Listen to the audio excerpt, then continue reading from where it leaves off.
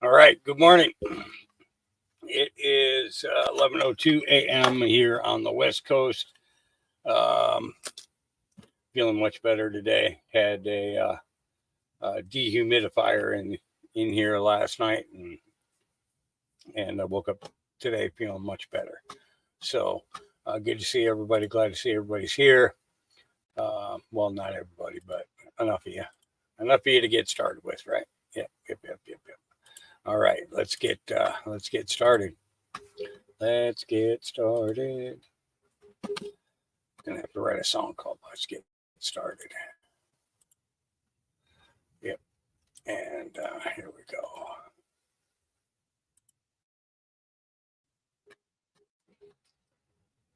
All right. Well, actually, let's go ahead and start with what we got here. I'll get this cam gone and get minicam turned off, so we can get some speed back to our videos. And let's make this full screen. And I understand what it takes to prove a case, but this is beyond anything I've seen in over 3 decades as a prosecutor, a judge, and a DA. You know, Judge, we've made the argument with several other folks who have joined us that, yes, it's keeping Trump off of the campaign trail, but he's getting more exposure from being in court than he likely would if he were on the campaign trail. He's got wall-to-wall coverage on 3 news networks. He's on the front page of every newspaper and website across the country. So plenty of eyeballs are seeing him, and he's taking advantage of it, too, by campaigning in the hallway at the courthouse there. Well, there's no question about it. But you know Donald Trump. John, you covered him when he was president. You know he's a man who is in the fight. He wants to be in the fight. He wants to go out there and work. He has the energy. And I was sitting there thinking, I mean, I've known him many, many years. How could he possibly sit here for, 4 hours just sitting, listening to testimony? That's not in his nature. So that in itself is punishment. But I agree with you. When he does go outside the courtroom, he talks about things that Americans are interested in, like what was going on the college campuses, what's going on in terms of Joe Biden and what he's doing. But at the same time, it's not who he is. The American people want to see him, and they should be entitled to see him. They shouldn't be prevented from seeing him. And that's what this is all about. Judge, let me ask you about Michael Cohen, their star witness. He's on the way on Monday. This guy is a soundbite machine. I mean, he loves talking. I don't even know how a gag order would work, but he's on TikTok every single night, with all the emojis and things going off. So when he takes a stand on Monday, how does the defense get a hold of him? Because he's going to take advantage of that moment, and he's going to want to go on for days and days and days to get his point across. So how does the defense get a hold and control over Michael Cohen? Well, first of all, you say as if the gag order wouldn't work. I mean, it would have to work, but the judge doesn't want to gag him. It's that simple. But at the same time, I think the most important thing is to let this jury see who Michael Cohen is, to let this jury see that, he has said X, Y, and Z and ABC on the same statement. So, it's just a question of letting him out-talk himself. But also, Michael Cohen can't say the same thing 5 different ways. And then we realize that he has such hatred for Donald Trump. He despises the man. And so that's all going to come out. And I looked at the jury. Look, they're a regular jury. They're ordinary people. I think it's an unusually young jury. But at the same time, I think that they have been, attentive enough to realize what's going on here. And I think they may be able to tell the difference between someone telling the truth, someone who isn't. I think with Stormy Daniels, with the prosecution case, everybody was like, she was great. Then you go to the prosecution case and you say, there's a screw loose up there. She talks to dead people. So, the court process is the one truth-finding process that we have. And I think it'll play out, hopefully, properly when it comes to Michael Cohen. So, Judge, let's go back to where we began here with the no gag order against Michael Cohen, but the judge admonishing the prosecution to keep their witness quiet. I mean, I talked to John Yoo about this a couple of minutes ago.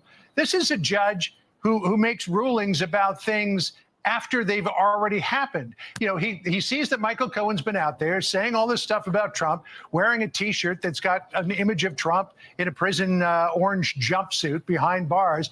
And he says, oh, yeah, maybe you should keep your client quiet. In the same way as on Tuesday, after Stormy Daniels lays out this salacious tale in court, he says, oh, yeah, maybe the jury shouldn't have heard some of that. So why is this judge waiting until the horse is out of the barn to make these rulings?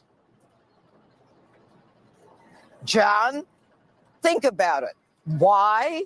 Because he doesn't mind these rulings coming out, because he doesn't mind Michael Cohen going out there and trashing Donald Trump every night, because he's not in control of what's going on, or maybe he actually is. And this is what he wants. This judge, and I have never seen this in my life, and this is my wheelhouse, to tell the prosecution, to tell the witness that, quote, I wrote it down, the quote, the judge doesn't want him communicating. You know, the judge doesn't want him talking, and call him on behalf of me. Tell him I said it. Judge, if you have a backbone, you tell him. It's your courtroom. But he doesn't want to. I think the answer is clear. And that's the sad part of all of this. All right, Judge Jeanine Pirro, we'll see if any of the jurors, if that resonates with them, especially the two lawyers that are on in that courtroom. Judge Jeanine Pirro, thank you for being in. Yep. All right. All right. Well, geez, I don't even know if I'll get to my old feed. We got. All right. Script Keeper says, "Hey guys." Script 60 Keeper. seconds and your popcorn. All right, check it out. Just read it, then we're going to go to the part. Michael Flynn has a business venture he's promoting now called MAGA Realty. The website promises to make liberal heads explode by giving away an AR-15 to every client. Michael Flynn promotes the MAGA Realty. Michael Flynn promotes MAGA Realty, giving away AR-15s. It'll make liberals' heads explode. Okay, let's go into this. MAGA Realty, a MAGA-themed real estate company, is being promoted by former Trump administration official Michael Flynn. The group promises to not use any of the money they make on woke causes or campaigns. The company states that they only hire and work with those who agree with them politically. Each member of our company is thoroughly vetted to ensure that they share our beliefs, so you can rest assured that you are working with fellow patriots who will strive to invest in and uphold a conservative America. Michael Flynn, right here, I'm willing to serve as Trump's VP. I thought Trump said nobody's going to be making any announcement who's going to be in the cabinets or anything. Their website is full of grammatical errors, proclaims MAGA Realty to be the one true conservative real estate company, and notes it was founded by Patriot broker Steve Coder and Cliff Gephardt, the creator of Conservative Grounds Coffee and the Trumparilla boat parades. The company previously was named Revere Realty, a name that still appears through their webpage. MAGA Realty promises as a commitment to the Second Amendment that every client gets an AR-15 in order to make liberals' heads explode. That one sort of sounds a tad bit threatening. I'm confident no double meaning was intended here, though. The company also promises a 25-foot flagpole at the closing table because the company holds the belief that every American home should proudly display Old Glory in their yard. I agree with that. You'll never forget what country you purchased your home in ever again. Good luck getting that 25-foot flagpole from the closing table back to your vehicle. I mean, literally, I'm not a Donald Trump giant fan. Why is this guy even involved with MAGA? MAGA's Trump's slogan, man. We're a different breed out here. I'm just saying, guys. You don't have to like Donald Trump. You don't even got to be a fan. But if you're in his cabinet or was part of his administration, loyalty is very important these days. And we don't want to stoke suspicion by saying things like, I'm not a Donald Trump giant fan. You know, I don't know anymore, man. I'm just at the point where, you know, we're all sitting here trying to figure it all out, right? It's just like when we heard that the U.S. is bankrupt, and I went through a couple of the records. I saw the GCR and RV, Redemption of Countries in Misery.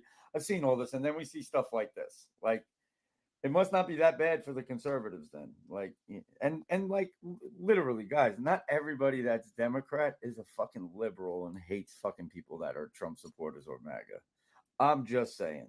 And the whole point of keeping us divided is so that they can stay in power and make these joint ventures.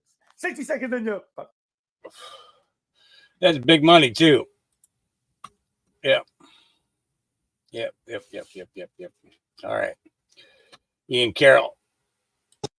Intervened. One of them pulled out a gun, and we all backed off. So I found the letter describing the secret 1991 meeting where it was decided that hip-hop would be used to promote private prisons through the rise of gangster rap, and it paints a pretty dark and compelling picture. Oh, Ganja! Are you there, Ganja? Are you in chat, Ganja? Tell me you're there. Fred, tell me you're there. Tell me you're there. Oh, now I'm going to tell you guys. So while I was doing my build up for getting all my videos and everything together, okay, I decided that I was going to turn on Pal Talk, and I went into the hemp house to visit with Brother Hyper and Brother Ganja, who's Fred Blogs Returns. And what was I talking about in that in the room there, Ganja, about the rappers owning the federal or the privatized prisons and all that? Remember that? Yeah. All right. I just want to refresh your memory that we were just literally talking about this not even an hour ago. Let me start it over. Here we go. Listen close, Ganja. Listen close. Intervened. One of them pulled out a gun, and we all backed off. So I found the letter describing the secret 1991 meeting where it was decided that hip-hop would be used to promote private prisons through the rise of gangster rap, and it paints a pretty dark and compelling picture. Between the late 80s and early 90s, I was what you would call a decision maker with one of the most established companies in the music industry. In early 1991, I was invited to attend a closed-door meeting with a small group of music business insiders to discuss rap music's new direction. The meeting was held at a private residence on the outskirts of Los Angeles. I remember about 25 to 30 people there. Among the attendees was a small group of unfamiliar faces who stayed to themselves and made no attempt to socialize beyond their circle. Based on their behavior and formal appearances, they didn't seem to be in our industry. One of my industry colleagues, who shall remain nameless, thanked us for attending. He then gave the floor to a man who only introduced himself by first name and gave no further details about his personal background. He briefly praised all of us for the success we had achieved in our industry. He explained that the company we work for had invested millions into the building of privately owned prisons, and that our positions of influence in the music industry would actually impact the profitability of these investments. I remember many of us in the group immediately looking at each other in confusion. At the time, I didn't know what a private prison was, but I wasn't the only one. We were told that these prisons were built by privately owned companies who received funding from the government based on the number of inmates. The more inmates, the more money the government would pay these prisons. It was also made clear to us that since these prisons are privately owned, as they become publicly traded, we'd be able to buy shares. He told us that since our employers had become silent investors in this prison business, it was now in their interest to make sure that these prisons remained filled. Our job would be to help make this happen by marketing music which promotes criminal behavior, rap being the music of choice.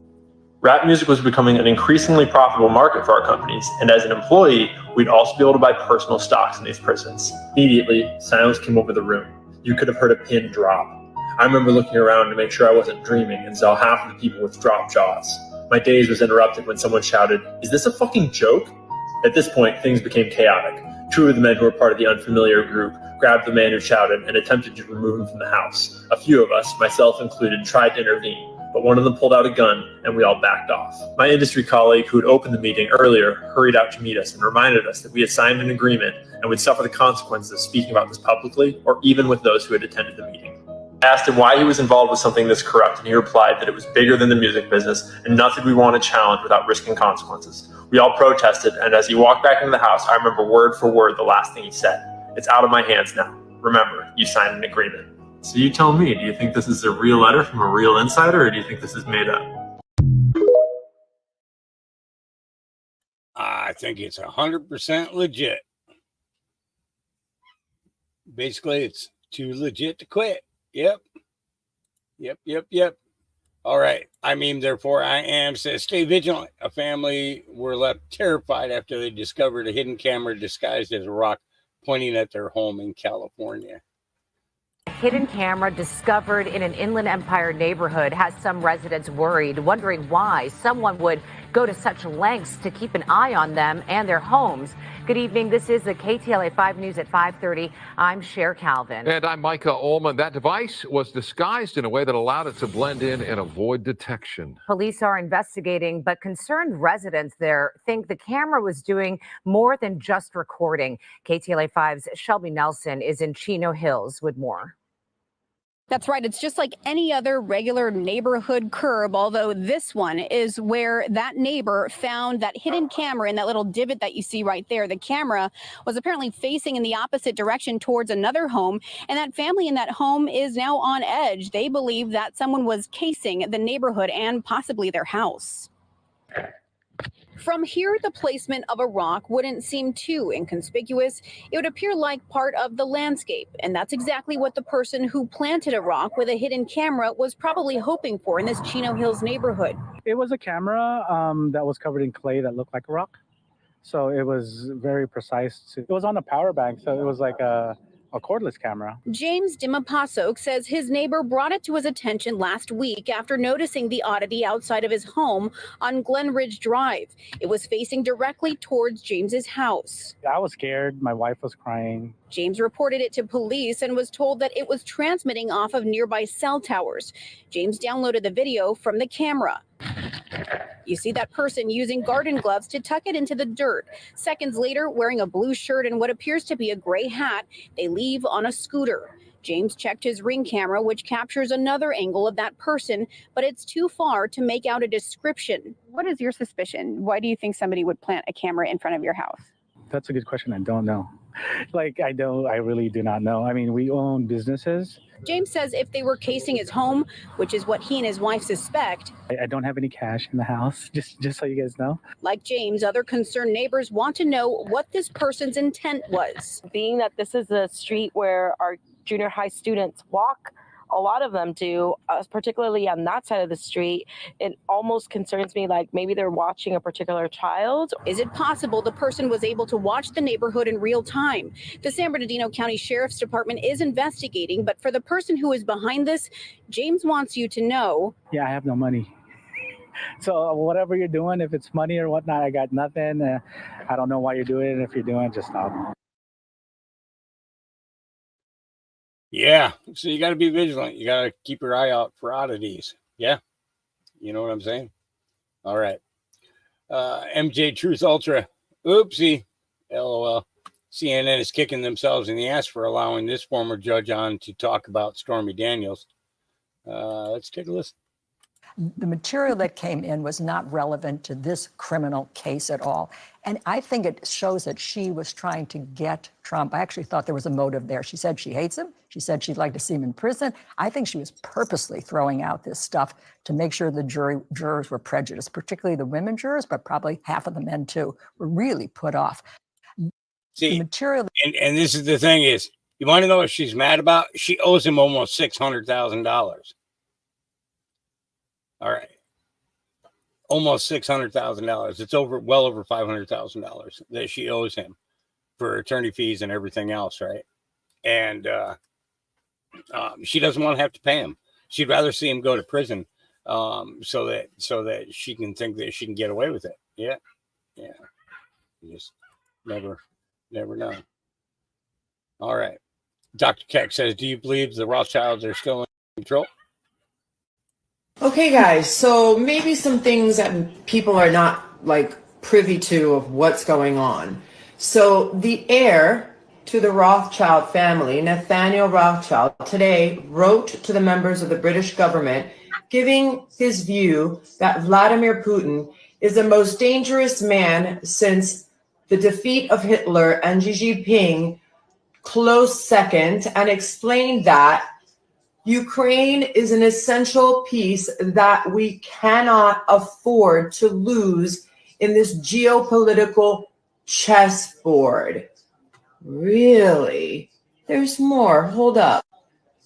We must bring Russia to its knees through any means possible to send a strong signal to the Chinese and to protect our global system of norms and liberal values.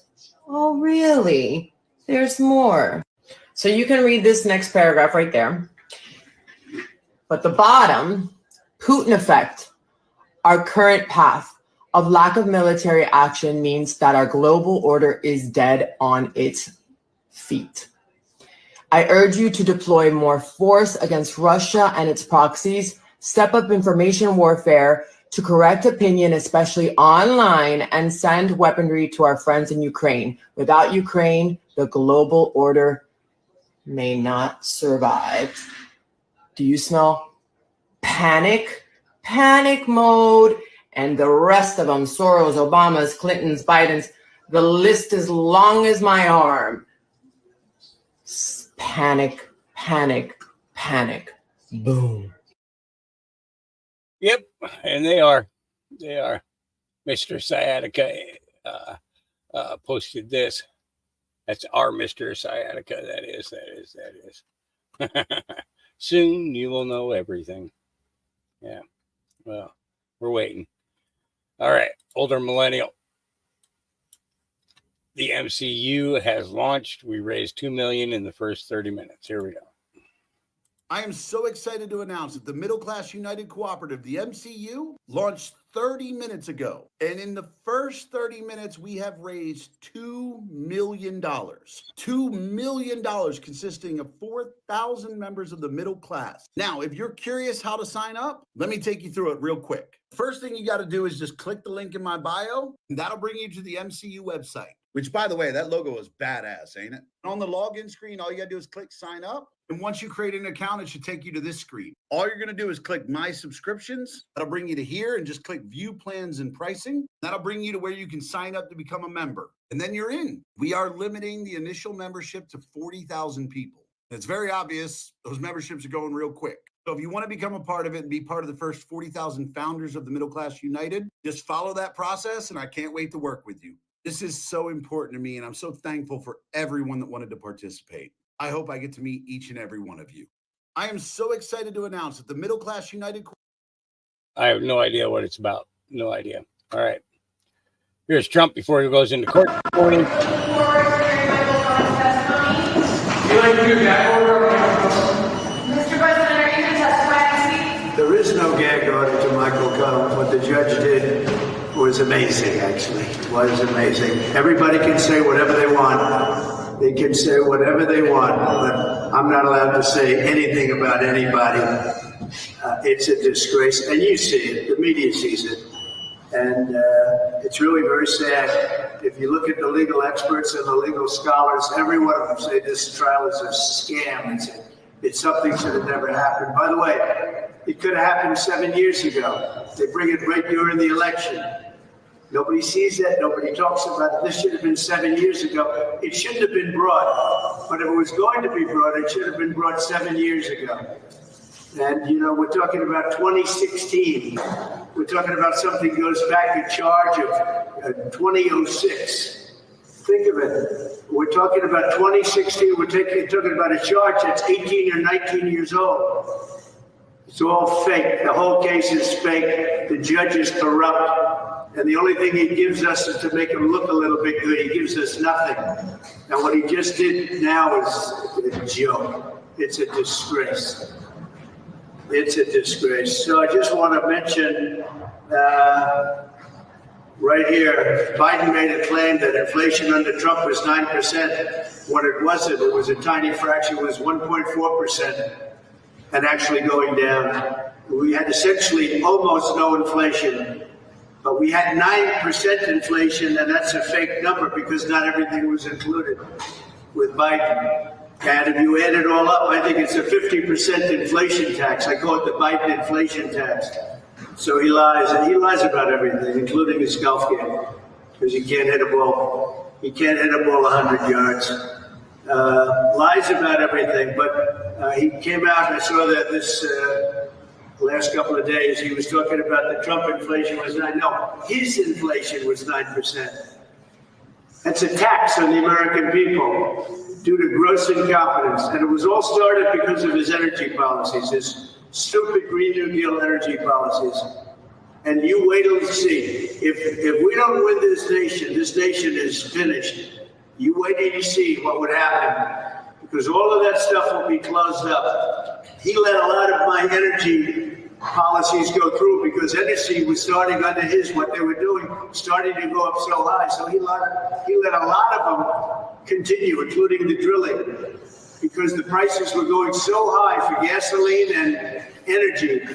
And now he comes out and he actually says, I guess with a straight face, but I'm not sure he knows what he's saying anyway, that it was 9% under Trump. So at least the New York Post, and I hear the Wall Street Journal, and a couple of others did correct it. Now, it was 1.4. It was actually lower than that. We included everything.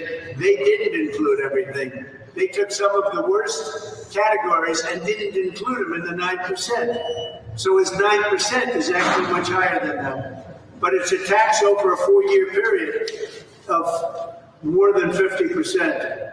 And I call it the inflation tax, the Biden inflation tax. Now here's another one that just came out, Axios, no friend of mine. They say that Biden's big donors fume over Israel criticism. Biden's donors are the ones that are against Israel. So somehow maybe those people, Jewish people that vote for Democrats or vote for Biden, if they look at what they're doing, the donors to Biden are against Israel. Very much and vehemently against Israel. They hate Israel. And that's why Biden hates Israel, because he goes with his donors. And he always has. So they ought to start thinking about that. And now you have the lawfare implosion. This is the Wall Street Journal. Kim Strassel is a great reporter. They ought to read this story because it talks about what's going on here. What's going on here is a disgrace. Jonathan Turley just came out. This case is becoming legally obscene. It's, I mean, the articles are unbelievable. And I'd hand you the articles, but the problem is I'm not allowed to. Because if anything's mentioned against certain people, and you know who they are, certain people, anything's even mentioned, he wants to put me in jail. And that could happen one day, and I'd be very proud to go to jail for our Constitution, because what he's doing is so unconstitutional. There's never been anything like it. These are story after story right here. Look at this, one after another. And this is over the last 2 days. Story after story. Hannity, big story. They're all big. Dershowitz, Jonathan Turley, Andrew McCarthy, Greg Jarrett. They've all been amazing. They're not friends. Nobody's friends. They're writing stories. They've never seen anything like that. They've never seen anything like what's going on today in this court. Is a very dark day for New York City, New York State, and it's a very dark day for our nation. And in the meantime, I can't be out campaigning. They could have brought it, I told you, 7 years ago. They could have brought it if they were going to bring it. Remember, everybody turned it down. Southern District turned it down. Washington turned it down. The Federal Election Commission turned it down. And you know who else turned it down? Cy Vance turned it down. Everybody turned it down. And then Bragg came in and he turned it down. And he got very angry, actually, because a man named Pomerantz came out. And what's happening with Pomerantz? Are the papers looking into that deal? But he got himself into a jam. And so what happened is Bragg turned it down. And then when the election comes along, he said, well, let's go. But it's not a case that's been turned down. Remember this. It's a federal case. They all turned it down. And he's bringing it into the state or the city, I guess. Look, he's a district attorney where crime is rampant, violent crime is all over the place, and the city's going to hell. And they have many prosecutors in there. I couldn't even count them. It looked to me like certainly they have had more than 20 prosecutors sitting there over the fact that somebody paid a lawyer. And in paying the lawyer, so it was a legal expense, that somebody happened to be me. I didn't do the bookkeeping. I didn't even know about it, but a very good bookkeeper marked a legal expense down as a legal expense. They didn't call it construction. They didn't call it building something or concrete or electrical cost. They called, very simply, a legal expense to a lawyer. He was a lawyer, not a fixer, he was a lawyer. Legal expense to a lawyer, they called it legal expense. They said it was marked incorrectly. What else would you call it? It's a legal fee or a legal expense, and we called it a legal expense. This is what the case is about. And it's not about all of the other stuff that you've been seeing, because we're using that to attempt, it's had no impact because it's so low, attempt to do something to me politically. But the good news is the people understand it. Our poll numbers are the highest they've ever been.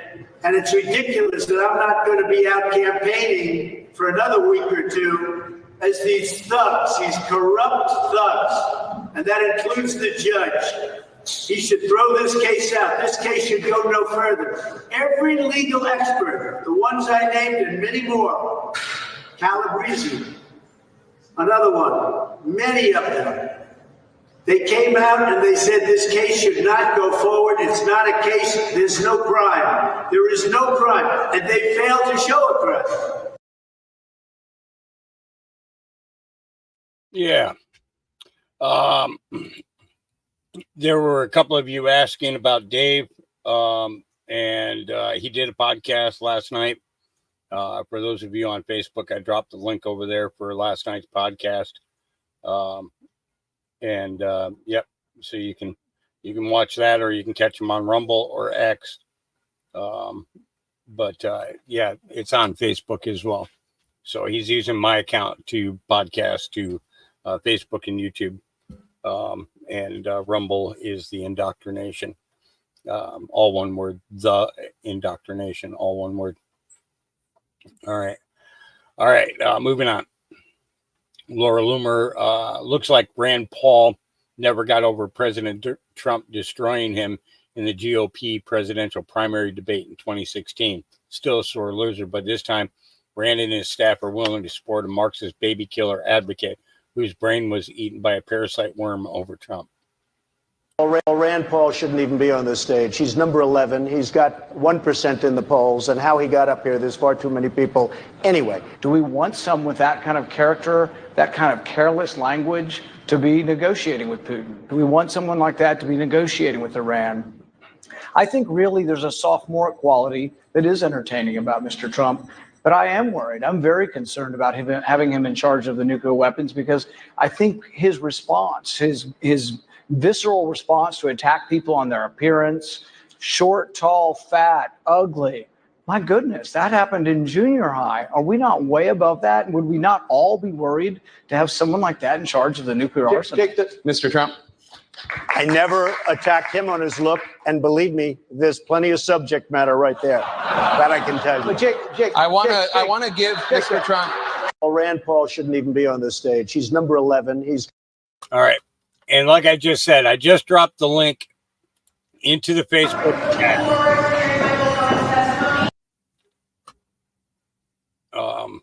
Yeah, it's there. So you just grab that link there and you can watch it there. So when he's podcasting, he uses my stuff, and his Rumble and X. All right. Let's see. We got that on. I'm not going to go into him. Here we go. Investigation in Ngoran. Here we go. I cannot with these Trump hearings. I cannot. So while the news is broke about the classified docs and the FBI just mismanaging the entire thing or setting the entire thing up, today an investigation has been launched into Judge Ngoran, this guy, to whether his decision to find Donald Trump was influenced by an attorney, a different attorney who wasn't a part of the case. The attorney, this guy, Adam Laitman Bailey, saw the judge walking out of the courthouse and thought to himself, hey, I need to go talk to that guy. Statement he gave to the media, he was talking to a client and he's like, you know what? I'm going to stop talking to you. I'm going to go talk to the judge really quick because I really feel like I need him to hear my opinion on this. So he saw the judge stand in the corner. He's like, I wanted him to know what I think and why. I really wanted him to get it right because this guy is not a Trump fan. He doesn't like him. He's not a Trumper. He's doubling back and he's like, look, we didn't even mention Trump. It was just a conversation. But judges in New York are barred from considering communications outside the presence of the parties in a case, but the rules allow for an exception to obtain advice from a disinterested expert. However, the judge needs to notify the parties in the case and give them a chance to respond, which guy from Creepypasta didn't do, right? Now, the media has tried to reach out to the judge to get his statement on it, and so far they haven't heard anything back. An investigation is happening into the judge's conduct and his influence on the decision that he had because of this conversation. Is this whole thing going to get thrown out too? Is it going to be put on hold indefinitely? Telling you that these trials and these hearings are either one of two things. They are being done to just kind of expose how deep the corruption goes within the judicial system. Because I mean, everything that's happening with these classified documents case is taking everybody back to like the days of Nixon, right? Well, I'm not a crook. And Watergate, think we need to reevaluate Watergate maybe, or go back and look at it. Or the whole thing is a campaign strategy, or both. Trump is using these hearings in order to campaign on, and it's working. Bullshit. Banana Republic. She covered a whole lot there, right? Yep. As a matter of fact. So it was all fake? It was all staged? All of it? All of it? Pictures, the documents that the FBI raided Trump's Mar-a-Lago home to get at was all staged? Down to the leaked photo to the New York Times? They're sitting there. And then Jack Smith, he's all like, look at these documents and look what we found. And Trump's lawyers were like, hey, those don't match what we have. And then Jack Smith is like, hey, we're not going to talk about that. Trump's lawyers like, yeah, we are going to talk about that. That does not match what we had in the archives. Judge Cannon's like, hold the fuck up. And Jack Smith's like, I don't know how this happened. There was a mix up and some miscommunication somewhere. And Trump's lawyers were like, how do you mix up printing off and placing classified sheets on top of just regular everyday documents? And Jack Smith is like, I have to go to the bathroom because I'm pretty sure I'm shitting my pants. The judge was like, okay, that's enough. I'm going to go ahead and suspend this case indefinitely. And then the media is like, be disappointed by Aileen Cannon and her execution of the role of federal jurist here. There's no excuse for what this judge has done. I do think it's a mix of incompetence and bias. You have the most important case, and it's with a judge who's going to make sure it never sees the light of because the evidence was manufactured by the FBI. This just gets better. So this all breaks. The FBI is corrupt. We've all known it, right? Trump sends out, hey, you know what? I know that you guys are large pieces of shit, but we're going to give you your new building, right? Congress already approved the funding for a new FBI building. It's like, I'm going to give you your building, even though you're corrupt and you did all these things to me, you piles of dog shit. But we're going to put it in walking distance to the DOJ building. The DOJ and the FBI have to work really closely together. A 2-minute walk to a meeting is far better than a traffic-laden 2-hour drive to Greenbelt. Having the FBI in DC is important for ending violent crime, which I will do quickly. It's important to know, again, that Congress has already approved the funding. The funding has to go to a new FBI building. He just wants to build it somewhere that is close to what would be his Department of Justice if he wins in November. This whole thing is just fucking wild. Expected them to be like, this is a classified, and for it to be classified, but then I expected that whole thing to be more of a rigmarole, like of rules and what you can take and when you can take it. I did not expect for them to have to come out, for this guy to have to come out and be like, you know what? We printed these off. We placed them. We took the photo, we sent it out, and the whole thing is fake. I was not really expecting that. I expected it to be more manipulative and complicated. God dang. Well, sometimes the biggest truths are the simple ones right in front of you. Yep. Another Joe Biden lie destroyed in real time. Here we go. No president's had the run we've had in terms of creating jobs and bringing down inflation. It was 9% when I came to office. 9%. But look.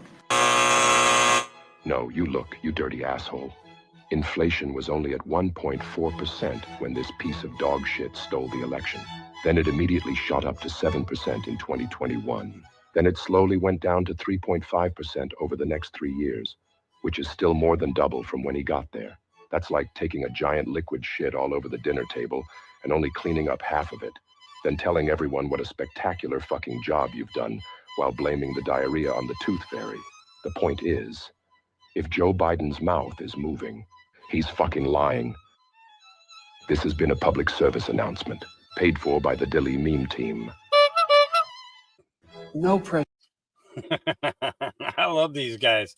They just go after everybody. I think that's cool. All right. So Mayrox, I think it is. I don't know how to pronounce her damn name.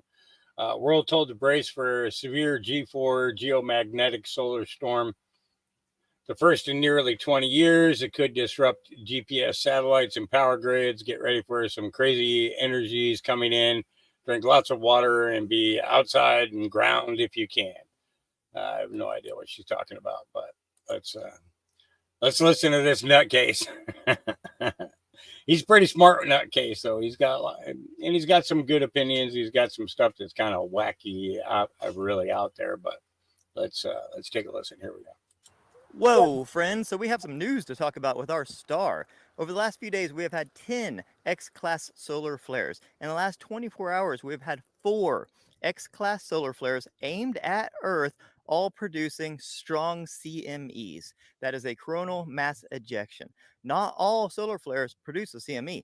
That's the part that affects us. So all 4 of these in the last 24 hours are headed to Earth. All of them are very strong, and all of them shot off a CME at us. So think about the sun as like somebody with a shotgun. And if they're spinning around in circles shooting it, it doesn't really matter unless it's pointed at you. So the sun is constantly, popping off these solar flares all the time. But they don't really affect us unless they are aimed right at us and unless they are strong enough to hit us, because our Earth is covered by a magnetic shield. Well, as we've talked about a lot in my videos, that magnetic field, that shield, that force field is weakening, and it's weakening quickly and significantly. So as these CMEs hit us with all of this plasma radiation from the sun, it affects us, especially when our force field is weak. Now, we as humans are electromagnetic beings. We have electromagnetic fields around us. As our force field around Earth weakens, and as these more powerful solar storms hit us, it does affect us spiritually, physiologically, mentally, emotionally. You will feel effects this weekend. These 4 now, quadruple, is crazy. Solar storms that are going to hit us will start hitting us tomorrow, Friday. We'll really feel it on Saturday and Sunday. So the strongest one actually just erupted early this morning. It probably won't be here till Sunday, even though it's moving quick, it looks. So be expecting to feel impacts starting Friday into Saturday and especially Sunday. And when I say impacts, I mean, expect to see disruptions in our electronic devices, satellites, communication, that kind of stuff. Expect to feel, depending on the person, because everybody's physiology is different, but it's normal to feel a little more anxiety, restlessness, that kind of stuff, maybe trouble sleeping, all those kinds of things. So just, take precaution, that kind of stuff. Don't miss your medicines. I like to take a little more melatonin at night, get a little more running in during the day to work off some of the extra energy, that kind of stuff. But also know that we're entering a time period where I call it thinning of the veil. And a lot of the thinning of the veil has to do with how we get energized as electromagnetic beings.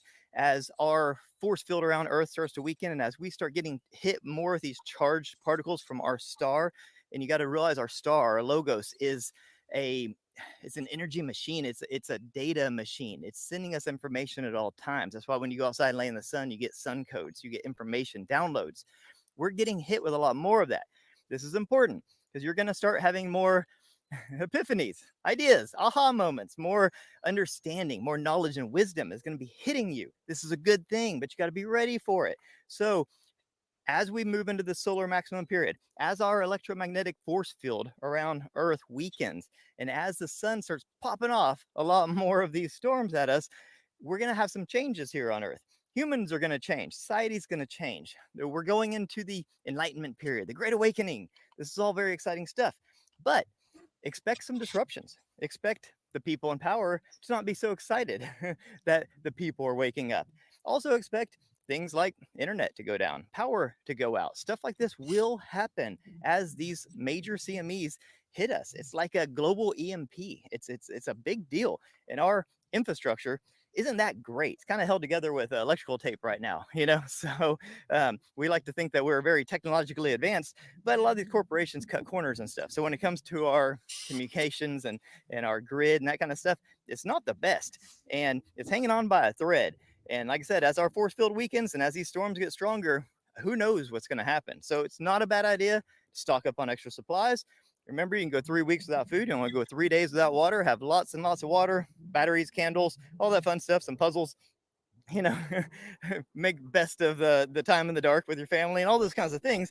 And hopefully none of this stuff happens. But I don't know the last time we had a quadruple X-class event like this, all aimed at Earth. Usually they're kind of aimed in different directions and we get some hits and misses. This one is a doozy, guys, and I would be prepared. I would, I'm always prepared, but I think I'm going to go get a little extra prepared for this weekend because I don't know what's going to happen. The alien invasion already. So we'll see. Anyways, 4 X-class solar flares producing CMEs facing at Earth will be here starting tomorrow on Friday. You'll really feel it on Saturday, and it's an exciting time. Don't be scared.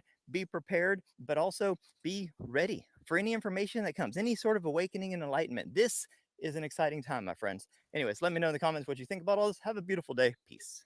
I think you're a little whack there, dude, because our sun is inside our firmament. Yeah, I just, I'm really having difficult times with these guys who are talking all this deep space stuff and everything else, So, yeah. Lord, what is going on? All right. This is actually pretty good. Everything that comes out of his mouth is a lie. Yeah, we know. This week with CNN, if you saw it, you may have watched it yourself. He set quite the record. The New York Post reports this. In a brief 17 minutes, Biden told 15 lies, nearly a lie a minute. From whoppers about the economy to prevarications on Israel, Biden spun a fantasy land of a presidency that voters know is false. So what we want to do is put it all together, all right? So on screen, you'll see all 15 that the New York Post lists here. I don't know what you favor, Martha. Lie 1 is I've created 15 million jobs since I've been president. Problem is that all those jobs came back because COVID went away and you had the vaccine. How about number 8? Inflation was 9% when I came to office. Nope. That's right. And on it went. There it is right there. 9% when he came to office. 1.4% when he came into office, which is, the Fed target area. So that's a healthy place. That's where you want to be. Also, it was no. This week with CNN, if you saw it. Yeah. They're reporting it, but are people paying attention? Yeah. Teach the children well.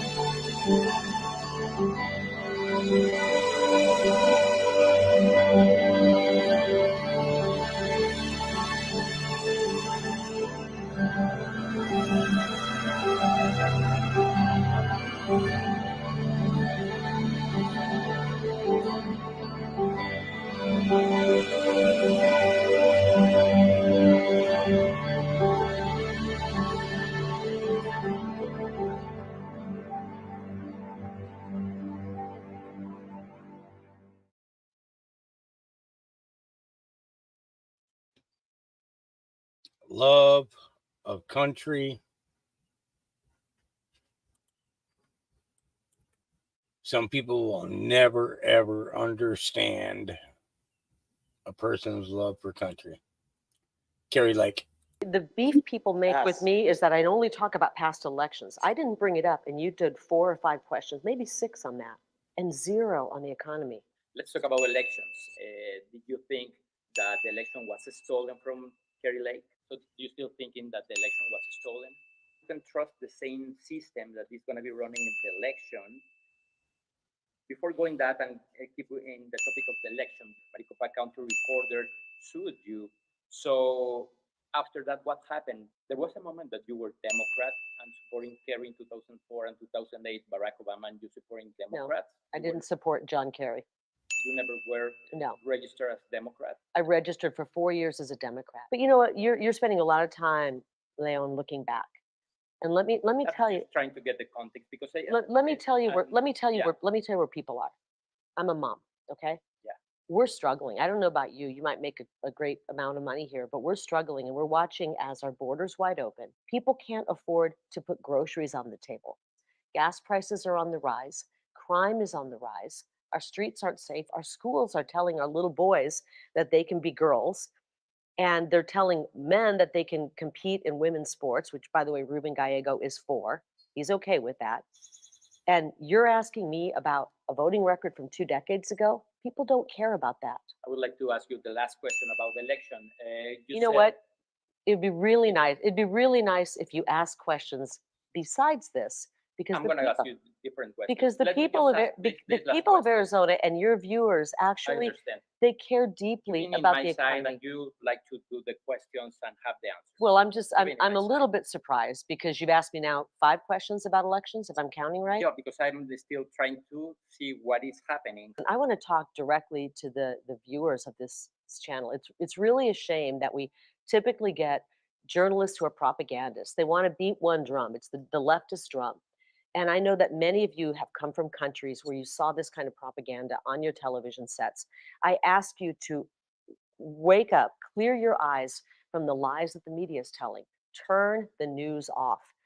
Turn it off and don't watch. You're going to be more educated if you're not watching the news because you're going to get nothing but propaganda. Finally, LGBTQ community. Do you support this community and companies who are supporting the pride? I will say this, I do wish you would have asked more questions that pertain to people. If you look at, I look at polling, I understand where the people are. They don't care about most of those questions you asked about. 0 questions on how the economy and how difficult the economy is for families, but a question on if I support LGBTQ Pride Month. I don't think that the mom and dad out there who can barely put food on the table give 2 hoots about that. We're on the verge of our dollar collapsing. If that happens, we're going to go third world country here. And the media is just stuck on the stupidest stuff that doesn't matter to people. And she's 100% correct. Covering a lot of stuff that doesn't make sense. This Amazon driver left her van in drive while delivering a package at a Covington, Georgia home, causing $12,500 to its garage. You'll see. Initially, Amazon offered the homeowner a $75 gift card until he filed a police report.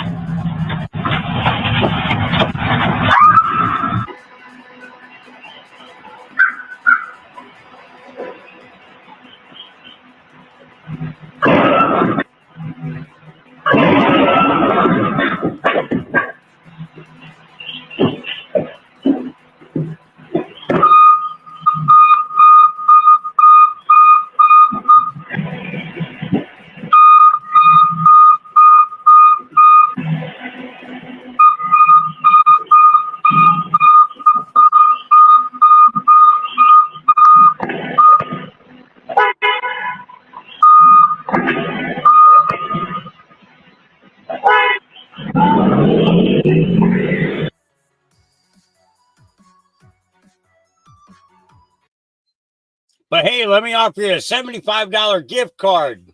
Yeah. Oh boy. Yeah. Oh boy. Oh boy. Oh boy. Did you know? Oh, you can't go there. All right. Here we go. Let me say this. I don't have a problem with the trans community at all, but this shit is getting ridiculous. If you say as a trans woman, you want to be called her, she, whatever you decide, even though you are a trans woman, if you want to be called her, she, fine, I'm going to respect that, and I'm gonna do that. So me as a woman, if I say don't call me a cis woman, I'm just a woman. You should respect that.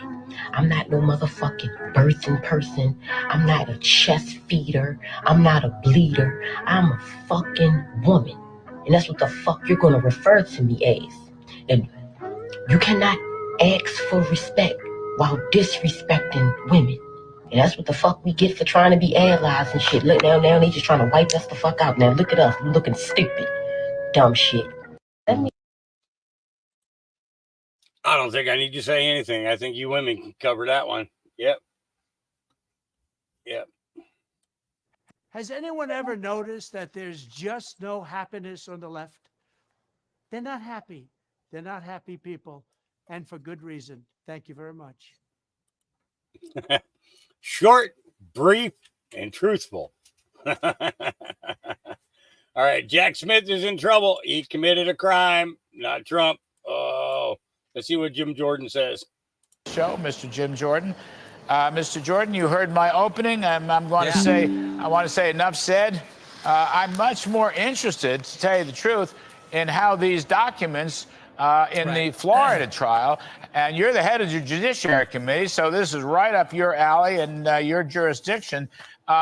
Apparently, the documents were doctored, but apparently the classified covers were doctored also. The whole thing may have been a photo op. Tell us if you know much about this and if you're going to go after it, sir. Well, the answer to the last question is yes, we're going to go after it. We're going to pursue this as strongly as we can. We want to get the answers to those questions. But what we do know is the documents that were seized, they changed the order of those documents. So in other words, the physical documents didn't match up with the scanned documents. And someone might say, when you do that, that is called tampering with evidence, something you're not supposed to do. And the irony for me, Larry, is Jack Smith mishandled the documents, the very documents he's charging President Trump with mishandling.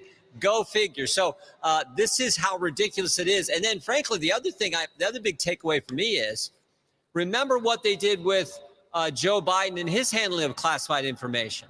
Robert Hur came in front of our committee and said Joe Biden met both elements of the crime. He knowingly kept, knowingly disclosed classified information. And then Robert Hur said in his report, he said Joe Biden had strong motivations for ignoring classified procedures because he was writing a book for which he got paid $8 million. So we have motive, we have the elements of the crime, but they said we recommend no charges because he's a forgetful old man. So we got the double standard, and then we got Jack Smith mishandling documents, all the while he's charging President Trump for supposedly mishandling information. You can't make this stuff up. No, and it's a very sordid period, all this. Investigative reporter Julie Kelly, who also writes for Real Clear Investigations, she says that the FBI agents actually accused of willfully misleading the American people. I'm just going to read you this. Into believing the former president is a criminal and a threat to national security, attached the cover sheets to at least 7 files to stage the photo. And the classified cover sheets were never recovered in the container, contrary to what one of the prosecutors said. In other words, look, I'm just saying these are her charges. And FBI agents took it upon themselves to paperclip the sheets to the documents. The whole thing was out of order. And some of these classified, there's colorful classified documents. You've seen them. I've seen them in office. It was all, may not have happened. It was all wrong. If they did that, that is clearly tampering with evidence. That is just so wrong. That's on par with what they did clear back in 2016 when they took false information to the FISA court to get a warrant to go spy on President Trump's campaign. So if they did that, if they added that heading and that to the outside of these folders, that is as wrong as it gets. And we need an answer to that question, and that's certainly one we will try to get the answer to. Ms. Kelly goes on to write, and by the way, she has a very good reputation. A lot of people look to her. She does honest investigative work. So now defense attorneys claim, and the special counsel concedes, that some placeholders do not match the relevant documents. Look, this is all indicting, and apparently Judge Cannon has now postponed a crucial aspect of the trial because she's looking at the same thing that Ms. Julie Kelly is describing. I mean, apparently yesterday, based on new revelations of evidence disruption and potential tampering, Judge Eileen Cannon has postponed a key deadline in the classified documents case. I just find this absolutely incredible. Yeah. Every one of these cases is falling apart. Fonnie Willis, the whole issue with Nathan Wade being paid by the taxpayers of Georgia, coming up to D.C., meeting with the January 6th committee, the White House counsel, the Department of Justice. That case is all falling apart. Alvin Bragg's case, you talk about how ridiculous that whole thing is. And then now we have the classified documents case falling apart in Miami. And frankly, we got the immunity issue that's for the case in D.C., Jack Smith and case in D.C. We got the Supreme Court handling that. So I think, again, the country is clearly seeing that these cases are baloney. Yeah, well, we've known that they were baloney before the baloney actually came out of the package. We knew it was coming. Do you remember the moment the Genius Symphony Let's Go Brandon was debuted? Thank you to all of our partners. Oh my God, it's just such an unbelievable moment. Brandon, you also told me, as you can hear the chants from the crowd, let's go, Brandon. Thank you to all of our I remember that. Yeah. Yeah.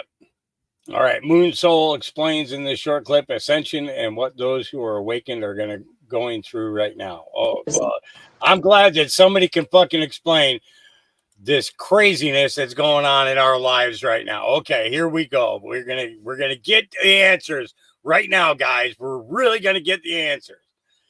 I hope. If you can understand what I'm about to say, thank you for the work you're doing.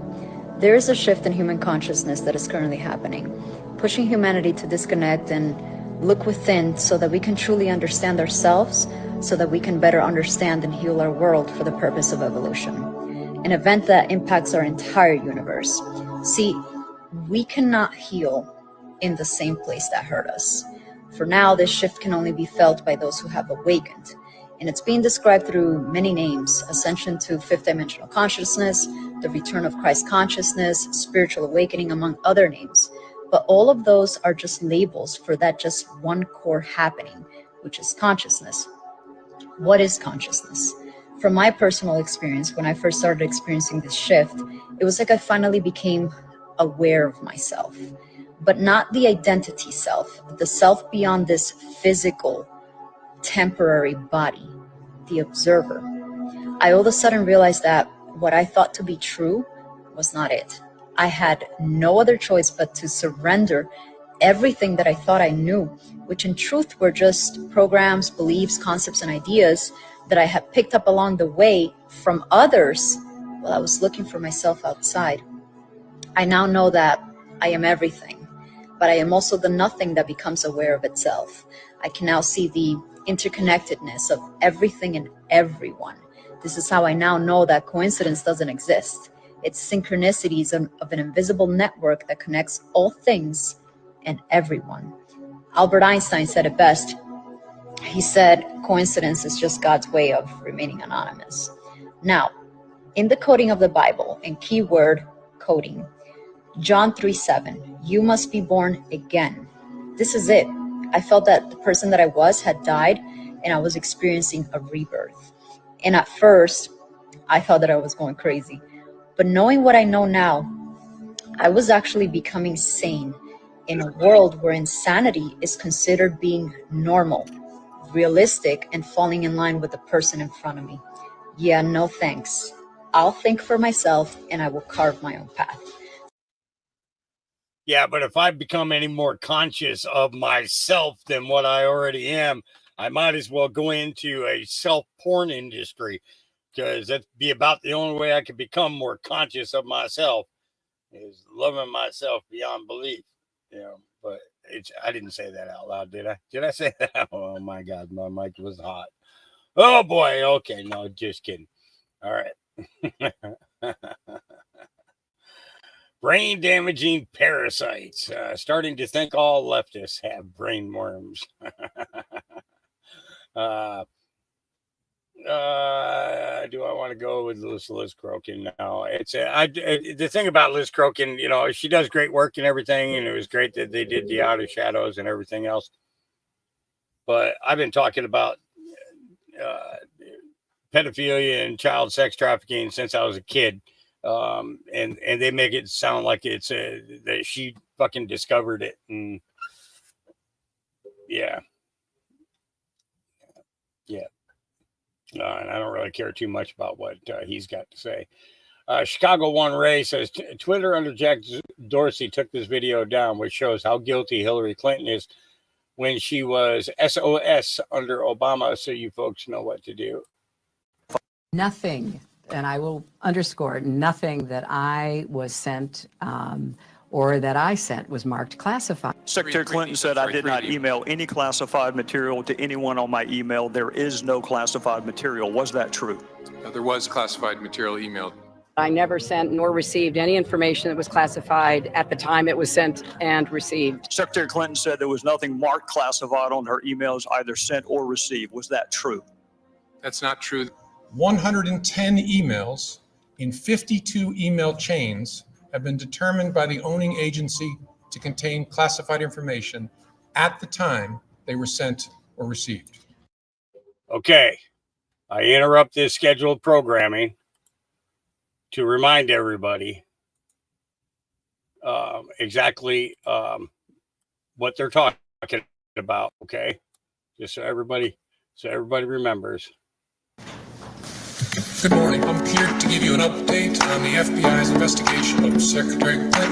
What I want to do is tell you what we're recommending. But first, let me tell you what we found. 110 emails, 52 email chains have been determined to contain classified information. What difference at this point does it make? 8 of those chains are top secret, 36 of those chains secret, and 8 contain confidential information. What difference at this point does it make? Everything I did was admitted. There was no law, no regulation. Secretary Clinton should have known that an unclassified system was no place for that conversation. I did not email any classified material to anyone on my email. None of these emails should have been on any kind of classified system, not even Gmail. But first of all, nothing was marked classified. To the contrary. Nothing was marked classified. There is evidence that Nothing was marked classified. Now let me tell you what we found. 110 emails. It was not the best choice. 52 email chains. It was a mistake. Have been determined to contain classified information. What difference at this point does it make? 8 of those chains are top secret. Wasn't the best choice. 36 of those chains I said it was a mistake. 8 contain confidential information. What difference at this point does it make? With respect to our recommendation, this is going to be an unusual statement in at least a couple of ways. Although there is evidence, our judgment is that no reasonable prosecutor would bring such a case. I know there will be intense public debate. I know there will be intense public debate. I know there will be intense public debate. What difference at this point does it make? 110 emails. It wasn't the best choice. 52 email chains. I made a mistake. Have been determined to contain classified information. What difference at this point does it make? 8 of those chains are top It was not a good choice. 36 of those chains I said it was a mistake. and 8 contain confidential information. What difference at this point does it make? Been authorized by the Department of Justice to confirm that the FBI, as part of our counterintelligence mission, is investigating the Russian government's efforts to interfere in the 2016 presidential election. Fired.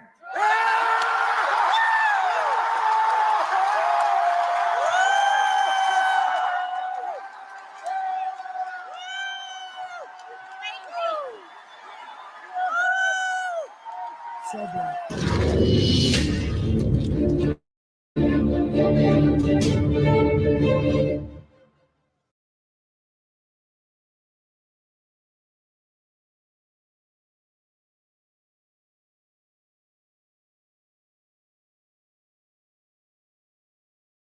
I got to work as Secretary of State, I opted for convenience to use my personal email account because I thought it would be easier to carry just one device for my work and for my personal emails instead of two.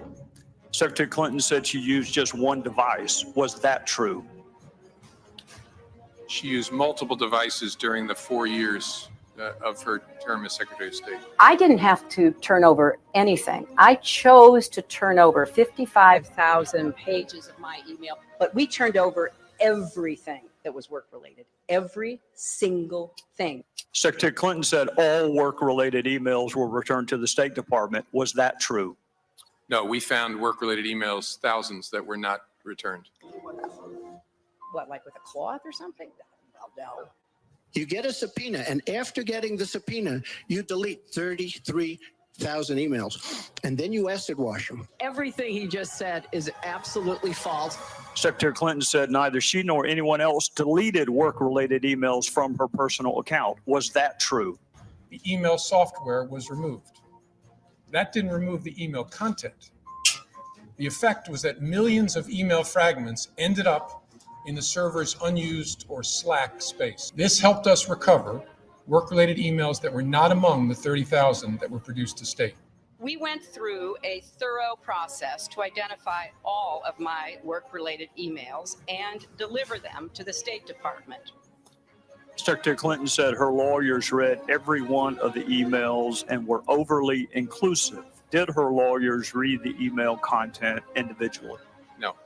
Although there is evidence of potential violations of the statutes regarding the handling of classified information, our judgment is that no reasonable prosecutor would bring such a case. Did Donald Trump obstruct justice as you read the incidences as Mueller lays them out?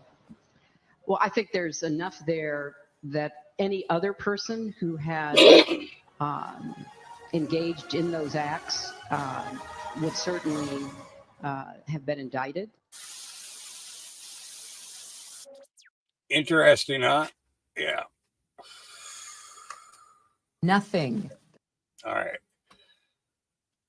So we know obviously the ISO 20022 digital payment system that's on XRP and XLM. So the Stellar blockchain went live on Monday. We know this. So all banks are transitioning over. This literally means that they have now moved away from the old Cabal SWIFT system. Everything has been switched over. This is across 200 countries and 11,000 institutions. We are currently going through the days of everything switching over to the new quantum financial system and away from the fiat SWIFT system. So they have completely lost. And they have also confirmed that the CBDC has been disconnected from the quantum financial system, from the blockchain. So CBDC has failed again. So don't worry about it, just completely ignore it. We're already past that phase now. So it's absolutely fantastic news. I have another great bit of news for my Australian followers as well that have been asking the questions. Is it live in Australia? It certainly is. It's switched over on Monday. There's a lot of great posts flying about it at the minute, so it definitely went live. But yeah, across 200 countries it went live. We have now switched over from the fiat SWIFT system. That's gone bye-bye. We are now on the quantum financial system. They have also said, though, as I've been saying, expect a bit of downtime where ATMs won't work and obviously banks are inaccessible. So be prepared, because we will be migrating from the current internet through to the quantum servers, just as the banking system has. So our internet will be, as I've said on previous videos, on the quantum internet, which is blockchain internet, completely unhackable.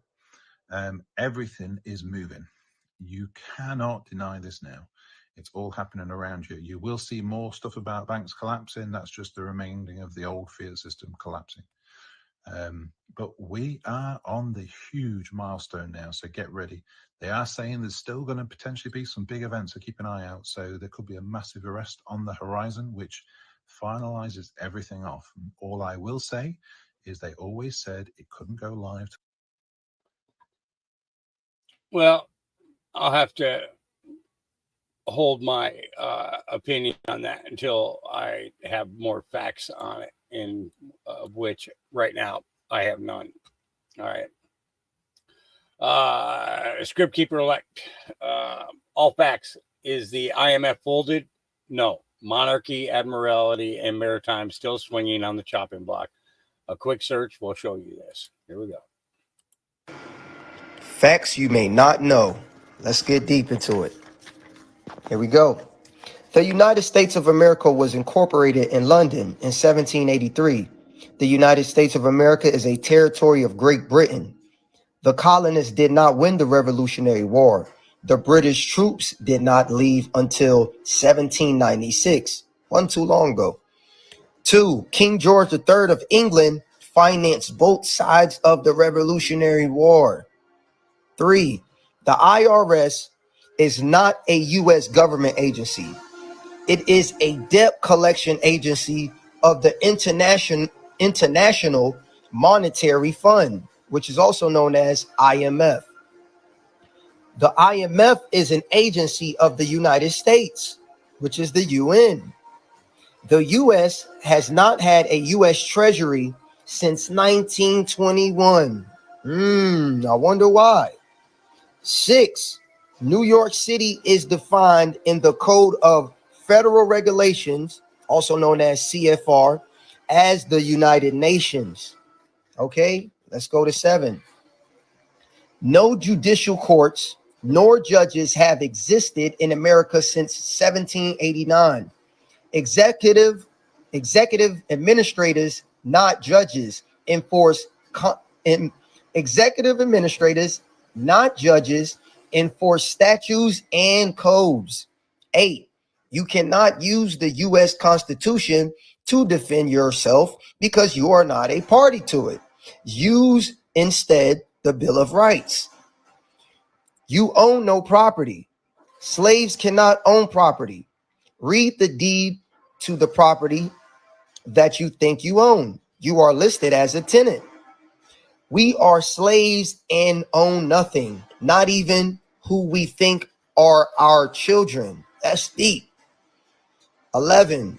Great Britain is owned by the Vatican. 12. The Pope can abolish any law in the United States. Make sure y'all take notes. 13. We are human capital. 14. We are enemies of the state. Let's see what else they got, y'all. Trying to get through this as quick as possible. 15. Your name, when spelled in all caps, is a corporation. 16. The people do not include you and me since our name are all capital letter fictional legal names. 17. A 1040 form is a tribute paid to Great Britain. Here's the rest. Yep. Just making points that we've been talking about for a while. Marjorie Taylor Greene, Steve Bannon. Here we go. That means that Mike Johnson is walking into a room with Joe Biden in good faith and actually thinks that Joe Biden is going to work with him. Joe Biden is the man that wants to put Trump in jail for the rest of his life until he's dead. This is who Joe Biden is. Joe Biden is the man whose family has enriched themselves with all kinds of business deals all over the world. We've exposed it on Oversight. Joe Biden is the man that literally has ripped open our border and wants to bring as many people from all over the world, from over 160 countries, and wants to make them citizens and wants to allow them to vote in our elections. And Mike Johnson's going to walk in and go, oh, well, me and my buddy Joe Biden, oops, sorry about that. Me and my buddy Joe Biden, who has dementia, by the way, I can trust everything he's telling me. So this is good faith. And he thinks he's been betrayed by Joe Biden. I think the betrayal happened by Mike Johnson.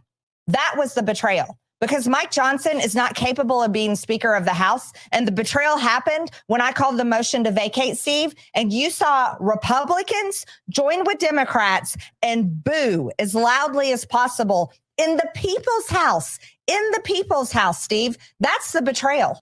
That means it hasn't been our house for a long time. Yep. Yep. All right, we already got that. Let's see. Nope, here we go. It's Katie Hopkins. Here we go. Well, it's just going swimmingly over at Eurovision right now, isn't it? I mean, if you know anything about Malmo or Rinkeby, where I've spent time, you'll know the kind of area that is, and it doesn't look anything like Sweden. So you now got the Israeli contestant being escorted around with 100 police cars, a full-scale pro-Palestine protest outside of Eurovision, calling for a boycott. And then you've got our entrant, Ollie Alexander, parading around like some absolute lunatic, just dressed in a jockstrap and forgetting how to sing. You've got the gay armies of Europe who have all descended on Malmo. Bear in mind that if you were in Palestine trying to be LGBTQ, you wouldn't last 5 minutes. And then we're just supposed to talk about the singing competition and how marvelous it is.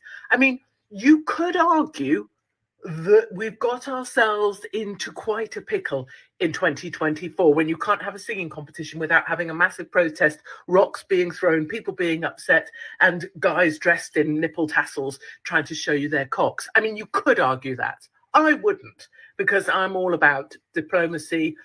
I wanted to be in the Peace Corps, and clearly I think everything is just wonderful. But you could argue that we have royally fucked things up. I mean, God bless Bucks Fizz.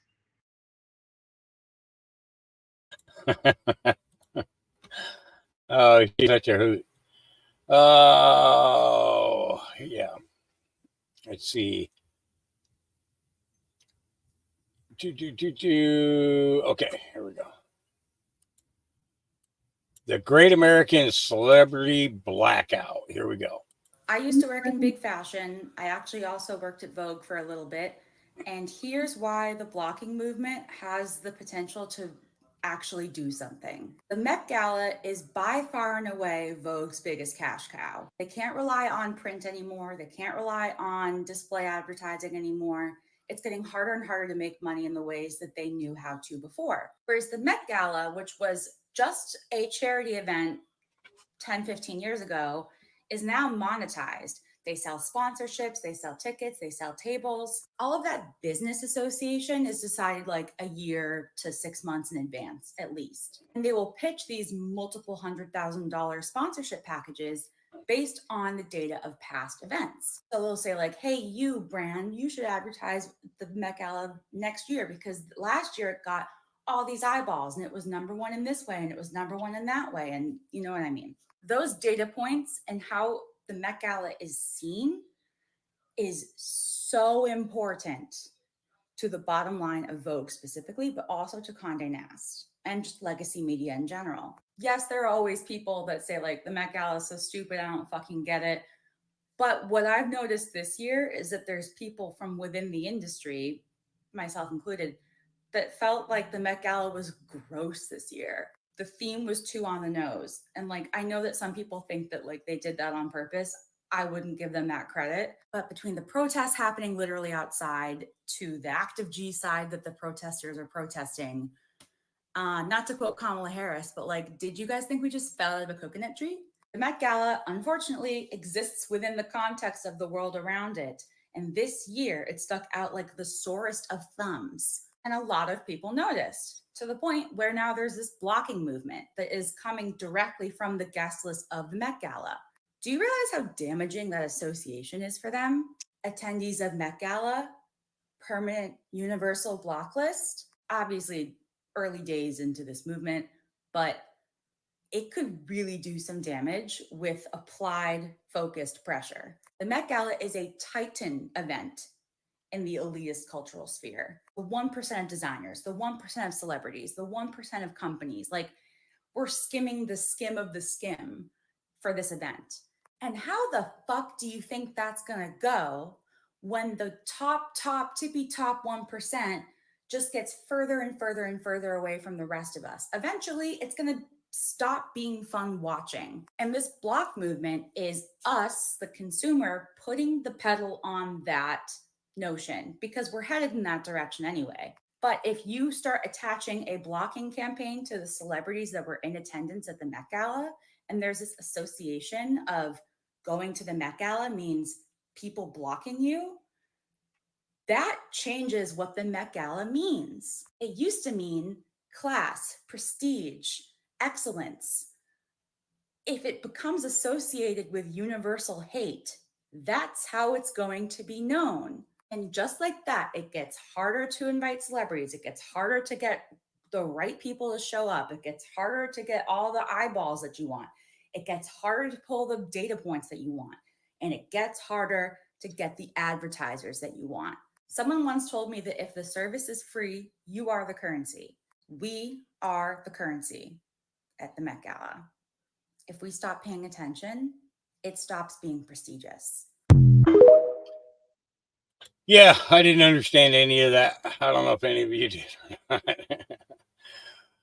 Carly Boone says, they fear pedophiles being put to death. Are you kidding me? Today is May 10th, 2024, Anno Domini. So I got to talk a little bit about this latest from, I was so terrified. I was so upset. I was beside myself this morning reading this story, as I do every morning in the Huffington Post, over a nice cup of avocado toast that I like to, I liquefy my avocado toast and I sip it every morning. It's quite delightful. But I saw this headline, and if we could throw it up, it says, there's a GOP plan for an execution spree if Trump wins the White House. Oh my gosh, oh my goodness, oh no, whatever could happen. This is so terrible. Who is Trump going to be executing, that evil, that terrible, that mean old man Trump? You see here, Jessica Schulberg has dug up for us, buried on page 554 of the plan is a directive to execute every remaining person on federal death row. Oh my gosh, oh no. And then dramatically expand the use of the death penalty for what they say are non-homicide crimes. She said it was non-homicide. Can you believe that? Horrible non-homicide crimes. And so we went to look, and I said, you know, I just feel so bad about the non-homicide crimes and the non-homicide criminals. And I said, the poor non-homicide criminals, who will speak up for them? Jessica Schulberg, apparently, and the Huffington Post are the ones who will speak up for the non-homicide criminals. I wonder what crimes it was. So I go to page 554 of the document, and lo and behold, what do I find? Particularly heinous crimes involving violence and sexual abuse of children. All right. The Huffington Post is very upset. They're bothered. They're getting emotional. They're quite disturbed. They're shooketh that President Trump's allies want to execute pedophiles and child sex abusers when he returns to office early next year. And so here's my question. What is it about leftists, and particularly journalists, that makes them so excited to cheer for the rights of pedophiles and rapists and murderers? What could it be, would you say? Because I'll tell you something right now. Anyone who commits child sexual abuse should be, I don't know, probably first in line for the death penalty, or depending on the severity of what happened, you know, or at least the very rest of their life in prison, definitely chemical castration. I mean, these are very obvious solutions. And you see, folks, sometimes for problems like this, which are old problems, you don't need new solutions. You need the old solutions. And what can I say? When it comes to child pedophiles, I'm all for the old solutions.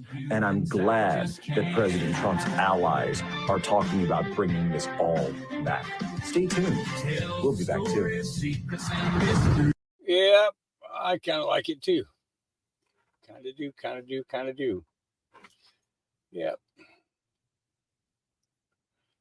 We're not going to go into that one. All right. Here we go. 1 ounce of gold be Could 1 ounce of gold be worth a whopping $177,500, and 1 ounce of silver be worth $17,750? I want to give a few shout outs to Patty and Mike Murray, along with Phoenix and Shane, for bringing this up to me. Now, as crazy as that sounds, the U.S. debt clock has been hinting at us that we are going to go into a new form of currency, where we are going from the current fiat dollar over to new USA Treasury dollars. And from the information provided, the ratio looks to be 1,775 M2 fiat dollar to 1 USA Treasury dollar. With that being said, many people within the community have been trying to figure out what the true valuation is going to be for gold and silver. And with some of the images provided from the debt clock secret window, we might be able to speculate on what the possible price could be for the revaluation of gold and silver. This is the $100 JFK USA Treasury certificate, and this is a 1 ounce gold coin. The 1 ounce gold coin is said to be 100 USA Treasury dollars. And right in front of the new Treasury dollar is the 1964 JFK half dollar. This is supposed to be representing that Kennedy is replacing Ben Franklin, who is currently on the $100 Federal Reserve note, and he is also on pre-1964 half dollars. And here we have George Washington, who is currently on our $1 Federal Reserve note, who is going to be on the new $10 USA Treasury certificate. And you can notice that behind that certificate is a 1 ounce silver coin. That 1 ounce silver coin should equate to 10 USA Treasury dollars. And we all know that gold and silver is the truest form of money. Going back to God's ratio of 10 to 1, 10 ounces of silver to 1 ounce of gold. And if we are truly upgrading the financial system from the current fiat dollar to USA Treasury certificates, could 1 ounce of gold be valued at $177,500 and 1 ounce of silver be valued at $17,750? And if we do end up going to God's ratio 10 to 1, currently right now, gold to silver ratio is 88 to 1. And in my opinion, silver has been severely suppressed ever since the Coinage Act of 1873. And with all the money that's been printed throughout time and space, especially through the past few years, it really doesn't surprise me. With the current U.S. national debt being, let's just say, unsustainable and unhealthy, there's really limited options. So, in my opinion, I believe that we are going to be upgrading the system to a new form of currency that is asset-backed. And you're going to see revaluations all across the board. This is why it is so important to know what you hold. Let's go.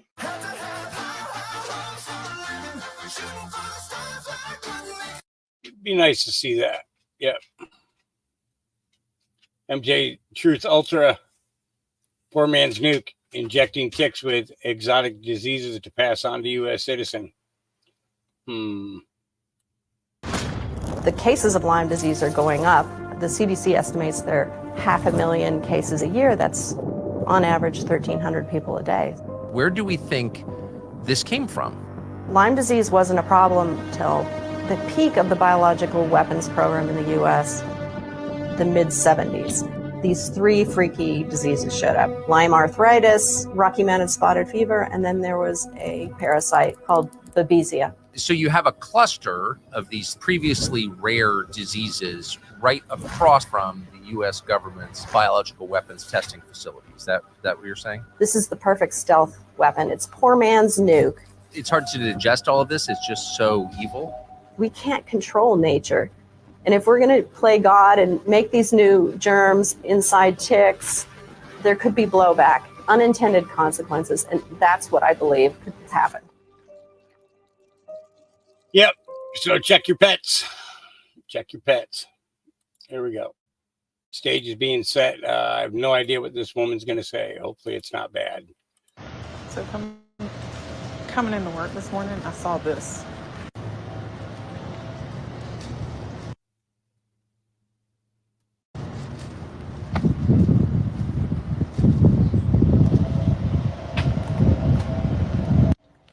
for anybody that doesn't know, those things that were hanging were shower heads to decontaminate yourself. What is going on in my job? Do I need to know? Do I need to go home?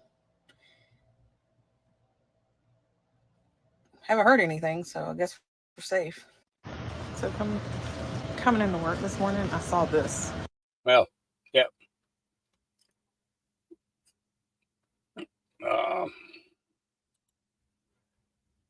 Yeah. Cat Turd says this is a damn joke. Greg Price said Trump has a gag order on him, but Alvin Bragg's lead witness, Michael Cohen, can go on TikTok and sell T-shirts of Trump in jail. That's infringement, trademark infringement. He should be getting sued for this. The Midas Mighty. So it's Midas Touch Network. Mm-hmm. And you'll see Mea Culpa podcast merchandise. Mm-hmm. Yep. Okay, perfect. I didn't write it down yesterday and I thought I'll remember it. I didn't. All right, I got it written down and now I can get it. There you go. All right. I won't keep you long because that's all I really wanted. All righty. Well, Jenny, it's good to speak to you. Always. All righty. Have a good night. You too. Bye-bye, sweetie. See, these are wonderful people. Yeah. It's going to be wonderful watching you go back to prison. Yep. We all know why certain politicians want to make it easy for illegal aliens to illegally register to vote. Thank you. We have a couple of sayings that carry significance on Capitol Hill. One of them is, if everything's an emergency, then nothing is. Another one is, if everyone's family, then no one is. That one also has special significance in my state where we have really large families, so it gets a little more complicated there. But the idea is that it does matter to be a citizen. And if you are not a citizen, there are certain things that implies. One citizen, one vote. That's how it's supposed to work. That's how it's always been. That's what federal law currently requires. But when federal law has been interpreted as precluding in many ways, the voter registration officials in the various states from even inquiring into someone's citizenship when addressing voter roll issues, we have a problem. This is a piece of legislation that we should pass right away. It's legislation that really ought to pass unanimously in both houses of Congress very, very quickly. Because the only reason to oppose this that I couldn't think of would be if you're comfortable with or even somehow want non-citizens to vote. And non-citizens, in some cases, to influence the outcome of elections and make them different. Look, we all know that that's a problem. Just think about this for a minute. Nobody knows for sure how many non-citizens live in the United States, so we have to rely on estimates. Estimates are that the number of people who have entered this country unlawfully since Joe Biden became president, somewhere between 10 and 12 million. And there are estimates putting the total number of non-citizens in this country somewhere approaching 30 million. If those estimates are accurate, that would mean that roughly 1 in 11 or 1 in 12 people currently residing in the United States happens to be a non-citizen. But this is not an academic exercise, especially when you consider that in some parts of the country, their numbers may be disproportionately represented. There is not a good, legitimate reason to oppose this bill. In fact, there are all kinds of things that would be wrong with this institution if it failed immediately to pass this bill and send it to the president for his signature. We can all acknowledge that federal law prohibits non-citizens from voting in federal elections. And the fact that we don't have any mechanism in place currently to bring that about is folly. Look, every time you go just about anywhere, do just about anything, you can see examples of where you have to prove who you are. Something as simple as starting a job. You know, you're going to have to show up. You're going to have to process all the I-9 paperwork. And if you're a U.S. citizen, you're going to need to show up with either your birth certificate or a U.S. passport indicating that you once have demonstrated proof of your citizenship and of your U.S. birth. So why shouldn't some of those same standards apply, making exceptions in the absence of available documentary proof where necessary when registering to vote? This is a sacred responsibility, one that we can't treat lightly. We owe it to ourselves, to each other, and most importantly, to the American people, to make sure that those making decisions on behalf of our government and who's going to serve in government in elective office are indeed empowered to make those decisions. The Constitution and our commitment to it requires nothing less. Thank you. It really is an honor, I will add, to introduce this legislation with my friend and colleague, Congressman Chip Roy, who has done yeoman's work in this. It's an honor to stand here with him and with Speaker Johnson and with so many other allies in the House of Representatives. In the Senate, we already have a growing list of co-sponsors, including Senators Kramer, Cruz, Tuberville, Marshall, Budd, Kennedy, and Scott of Florida. Thank you. Interesting, huh? Yep, very, very interesting. Yeah, all these conversations going on, you know. Makes you wonder. Makes you wonder. Yep. Let's keep moving. Not gonna go there.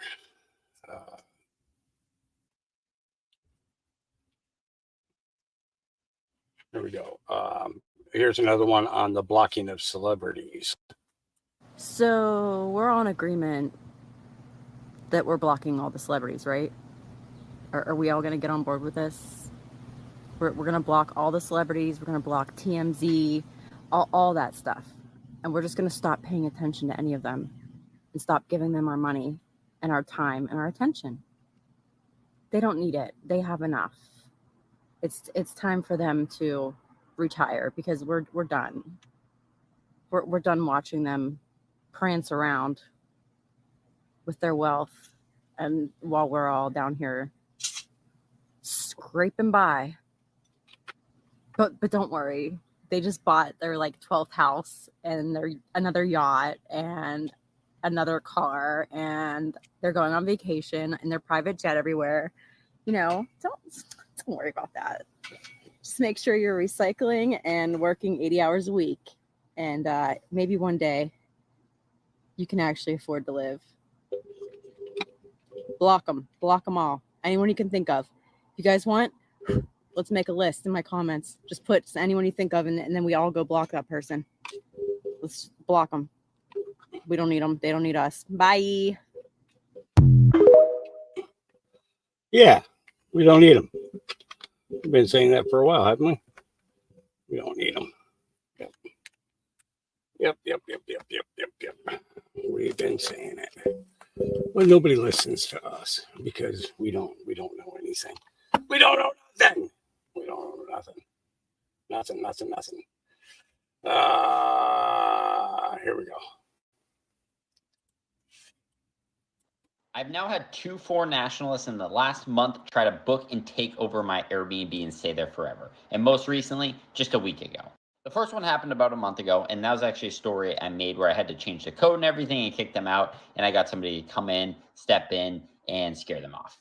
And I actually didn't realize it until afterwards because they then booked another Airbnb, and that host messaged me that they tried to do the same thing, and they got a lot more details out of it. Basically, in that state, they can stay because of their foreign nationalist, however this policy works right now. I don't really know. Then I had another one that was trying to do the same thing just about a week ago, and I caught it beforehand. For this one, I completely declined the request, so they were not allowed to book, so we are Gucci in that neighborhood. So take this to a PSA as all other Airbnb owners out there. I look out for you guys. Hopefully we do the same, and be cautious. Because yes, it makes for a great story in here, but it is actually a fairly large problem. And hopefully I never have to make a story about this ever again. We shall see. Yep. Seems like a whole bunch of stuff like that's going on, you know. Yeah. Here we go. HARP is legitimately one of the scariest weapons on Earth.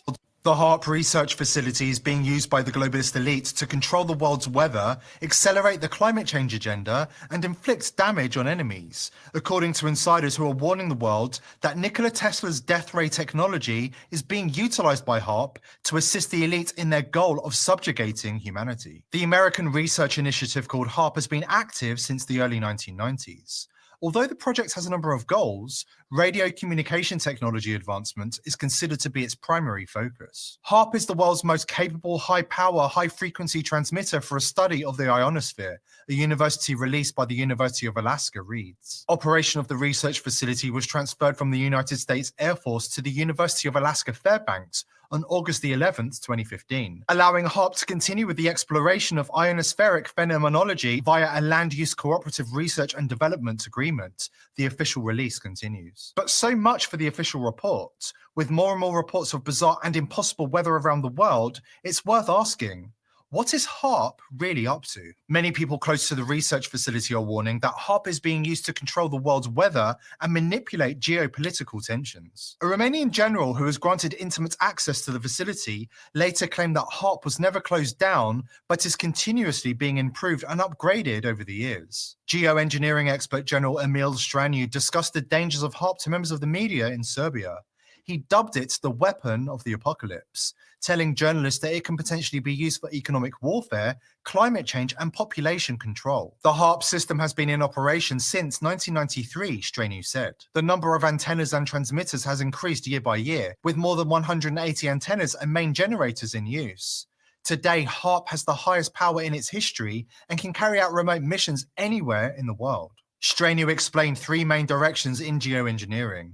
First is carbon geoengineering, which aims to remove carbon dioxide from the atmosphere. Second is solar geoengineering, which seeks to modify the amount of solar radiation absorbed and released into the Earth's atmosphere. Military geoengineering, the third direction, makes use of environmental modification technology for military purposes in all three environments, land, sea, and air. According to Straniu, the current climate change issue appears to be caused by such geoengineering projects, secretly carried out for decades. The most powerful HARP installation is located in Kokona, Alaska, which closed down in 2014 and went under the purview of the University of Alaska Fairbanks 2 years later in 2016. However, Straniu pointed out that this was a cover by the US Army and CIA to continue HARP operations there. Straniu also recounted being at the UAF HARP facility and discovering how the weapon is used. He shared that some of its applications include causing explosions similar to those caused by nuclear bombs, modifying the environment and creating hurricanes, tornadoes, waterspouts, and tsunamis in areas where they do not normally occur. The weapon can also generate earthquakes and volcanic eruptions by stimulating areas prone to such phenomena. It can also alter brainwaves and control people's thinking. Given the general's revelations, many on social media are pointing their fingers at HARP for causing the massive February 2022 earthquake that hit Turkey and Syria. The disaster left at least 54,387 people dead. Straniu is not alone in believing the existence of a geoengineering weapon. His fellow Romanian senator, Sosuacă, argued during a speech at the Romanian parliament that the earthquake in Turkey may have been the result of a geo-weapon the globalists deployed against Ankara. According to the lawmaker, the Turkish president's defiance of the globalists did not sit well with the latter. Sosuacă pointed to the fact that 10 countries closed their embassies and withdrew their ambassadors just days before the event.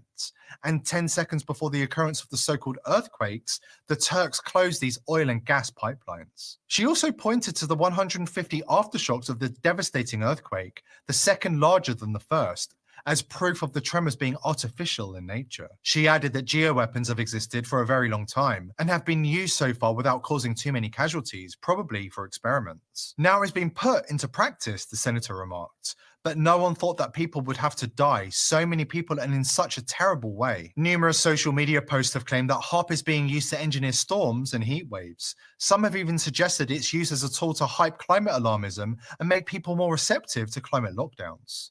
Worse, HAARP has been claimed to be a tool for depopulating the world. These damning accusations are prima facie evidence of a deliberate attack on Turkey by the globalist elite using HAARP technology. Further evidence is emerging that HAARP has been weaponized. According to noted Brazilian physicist Dr. Fran D'Aquino, the fully functional HAARP network is not only modifying weather and geophysical events, it may also be warping space and gravity, even time. Dr. D'Aquino also alleges that HAARP is using Nikola Tesla's legendary deathway weapon to control the weather and natural disasters around the world. If you know anything about Nikola Tesla, you'll know that the FBI visited him just before his death and confiscated thousands and thousands of pages of designs and inventions.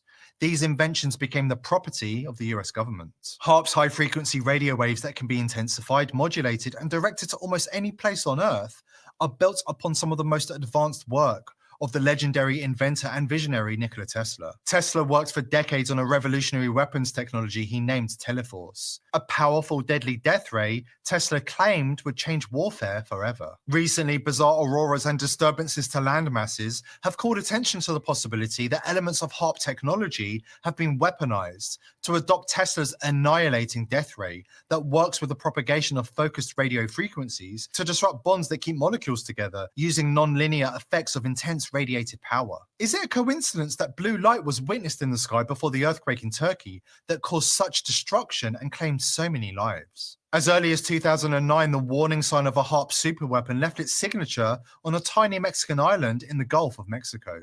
The island, named Bemidja, was there one day and quite simply disappeared the next. The mystery has never been solved. Although the official explanation is global warming and rising waters, the Gulf didn't measurably rise during 2009, nor did the seafloor drop. Cleo Pascal, an associate fellow of the Royal Institute of International Affairs in London, notes, in September 2009, it was reported that, in spite of being on maps for centuries, the tiny island of Bemidja in the Gulf of Mexico could no longer be found. The Mexican government sent out planes and boats and used satellites to try and find it, but it was gone. And along with it, a large claim Mexico was making in the hydrocarbon-rich waters in the Gulf. Some in Mexico said that clearly the CIA had blown up their island to subvert their stake. The United States response was clear: no island, no claim. How convenient. Vaporized at the touch of a button. It's claimed the island inexplicably vanished. Or was it inexplicable? At the time the island ceased to exist, strange phenomena were reported in and around the Gulf of Mexico. Shimmering rainbow clouds formed and massive chemtrail spraying took place. At the same time, mysterious vortexes erupted in the normally placid waters. Odder still, sailors in the vicinity of Bemidja the day of its disappearance reported bizarre light refraction in the skies. Their testimony was written off as unconfirmed UFO reports. Yet the display of energy and the vortexes are telltale signs of HAARP activity. The kind of activity that has nothing to do with analyzing and experimenting with the ionosphere, and everything to do with manipulating and controlling humanity. This power-hungry cabal of billionaires and politicians has long plotted to enslave the masses, and now they're making their move. But thanks to people who refuse to succumb to their brainwashing, people like you, the global elite are finding it much harder than they thought. Here are the People's Voice. We're determined to continue reporting on the plans of the elite. Please like and subscribe to this channel so we can continue sharing the news that the mainstream dare not touch. Join the People's Voice Locals community by following the link under this video, and please share this video with anybody you think is receptive to hearing the truth. Stay strong, we are all in this together. Are you interested in reaching a large and growing audience?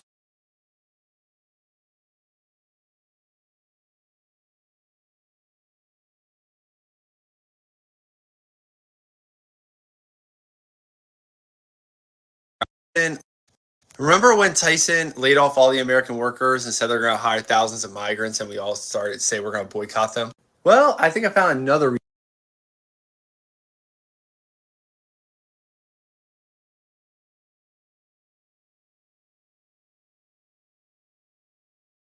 What can I get you?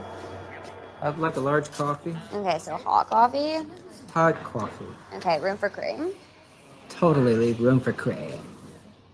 Why are you talking like that? Why are you talking like that? Because this is my voice. This is my voice. No, it's not. I heard you talking a minute ago. I know you don't talk like that. Neither do you, because nobody actually talks like this. You choose to talk like this. And today I chose to talk like this. Pretty fucking annoying, isn't it? Why are you so rude, man? Just stop doing that. I can't help it. This is my voice. No, it's not. It's an affectation. that annoying teenagers and rich people use to sound like they don't give a shit. Except you work in a coffee shop, so I know you're not rich, and you don't look like a teenager. Unless you're Eunice Kennedy Shriver, knock it off. So just because I talk like this means I don't give a shit? And what exactly am I supposed to not give a shit about? That's an excellent question to ask yourself in your actual voice. Excuse me. Some of us would like to order. Fuck everybody. You're a total dick, man. There you go. Good. You're talking. Yep, you're talking now. Now you're talking. Let's see.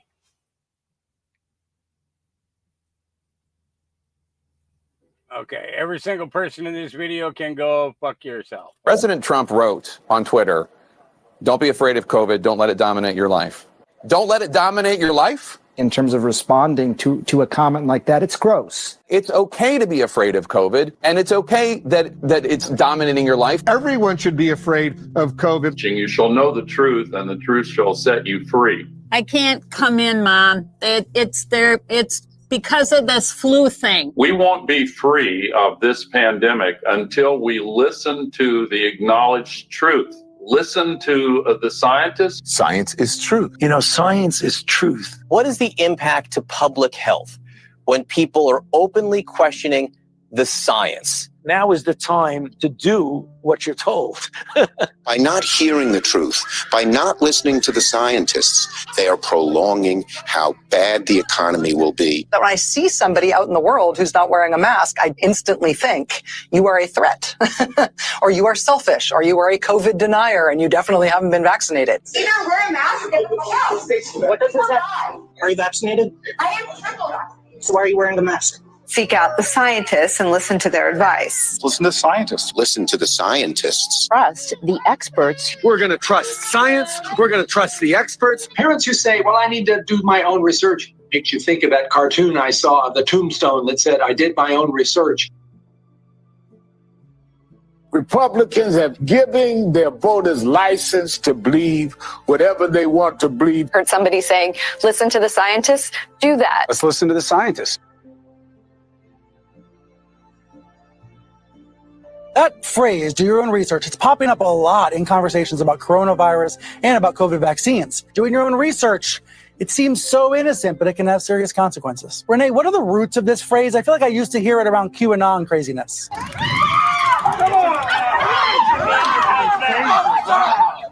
somebody over a mask.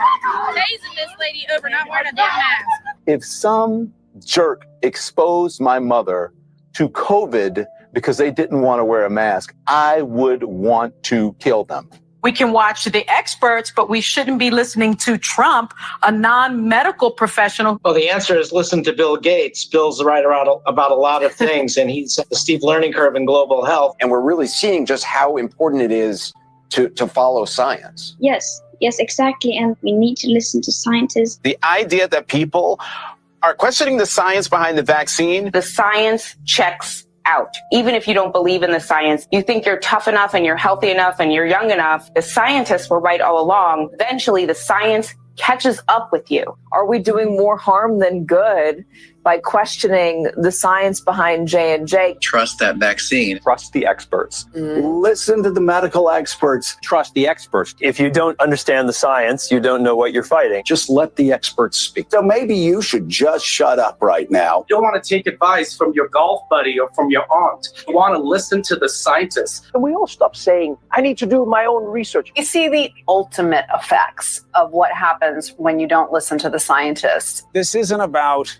being scared. This is about scaring us straight. Science, science, and science. Only listen to the scientist. If we follow the science, imagine, instead of staying locked up in their rooms, they're able to hug their grandchildren. This isn't about freedom. It's about freedom for your neighbors. You can give each other a hug as long as everyone is fully vaccinated. Listen to the scientists like the rest of us. We have to listen to the scientists. We'll listen to the scientists. Every scientist, every expert, listen to the experts. Listen to the science because the science works. Very much. Yeah. I think trust science.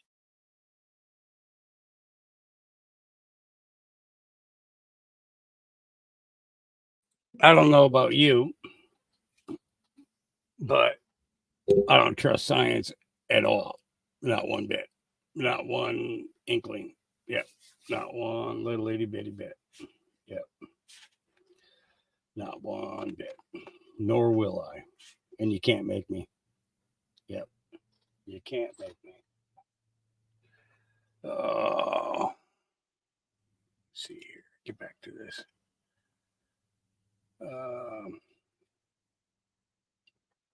Here we go. More on the Judge Engoron. Judge Engoron says he was, quote, wholly uninfluenced by the lawyer. His name is Adam Lightman Bailey. He's known for his legal expertise and his aggressive style, which has resulted in big wins, but also landed him on the wrong side of legal ethics rules. During our interview back in February, Bailey told me he believed the law should not be used to impose huge penalties on Trump. And then he told me that he took those views straight to Judge Engoron. I don't think this judge is applying the law properly, and I'm a big fan of this judge. High-profile real estate attorney Adam Lightman Bailey told us he was so concerned about how the law was being applied in the Trump civil fraud case. I saw him in the corner, and I told my clients I need to go. He says he walked up to Judge Arthur Engoron in the courthouse to offer his advice. I actually had the ability to speak to him 3 weeks ago. I wanted him to know what I think and why, because I really want him to get it right. That interview with News 4 was on February 16th. Judge Engoron's decision was due in 2 hours. We had asked Bailey for his expert analysis on the penalties Trump could face for fraudulently inflating the value of his assets. Bailey had been widely quoted in national news stories on the case. Bailey, who said he is no fan of Trump, was not involved in the civil case and is not connected to any of the 4 separate criminal cases against the former president. He said he knows the judge from having appeared before him as a litigant hundreds of times. Bailey said he explained to the judge his view that a fraud statute at issue in the case was not intended to be used to shut down a major company, especially in a case without clear victims. Bailey said such a ruling would hurt New York's economy. Judge Engoron had rejected a similar argument raised by the Trump team in court. I explained to him my small-time law for small-time cases. He had a lot of questions, about certain cases. We went over it. News 4 asked a spokesman for Judge Engoron whether the judge had spoken with Bailey about any legal issues surrounding the Trump civil fraud matter and whether the alleged interaction had been appropriate. The response? No ex parte conversation concerning this matter occurred between Justice Engoron and Mr. Bailey or any other person. The decision Justice Engoron issued February 16th was his alone, was deeply considered, and was wholly uninfluenced by this individual, said Al Baker, a spokesman for the New York State Office of Court Administration, in a written statement. In legalese, the term ex parte describes a communication between a party or their legal counsel and a judge about a pending case without all the parties present. Interactions with judges about their pending cases outside of official courtroom proceedings are governed by state legal conduct rules, which say a judge shall not initiate, permit, or consider ex parte communications, or consider other communications made to the judge outside the presence of the parties or their lawyers. The rules do allow an exception to obtain the advice of a disinterested expert on the law if a judge gives notice to the parties in the case and gives them the opportunity to respond. The New York State Commission on Judicial Conduct will now consider whether the rules were violated in this instance, according to sources familiar with the matter. The judge never provided any notice that these communications took place. Christopher Kise, a member of the Trump defense team, which has repeatedly criticized Judge Engoron's handling of the case, said if Bailey's claims are true, it casts doubt on the integrity of the process. The code doesn't provide an exception for, well, this was a small conversation, or, well, it didn't really impact me, or, well, this wasn't really something that I, the judge, found significant. No, the code is very, very clear. Alan Shankman served as a presiding appellate court justice in New York and teaches legal ethics at Pace Law School. He says he has questions about Bailey's account, but believes in a case as consequential as the Trump civil fraud matter, if Bailey's allegation is true, it would have been prudent for Judge Engoron to disclose the interaction to both parties, saying if there's any substantive dialogue about the law in a pending case, it should be disclosed. During a second on-camera interview with News 4, Bailey stood by his account, but said he didn't think he or the judge had done anything wrong.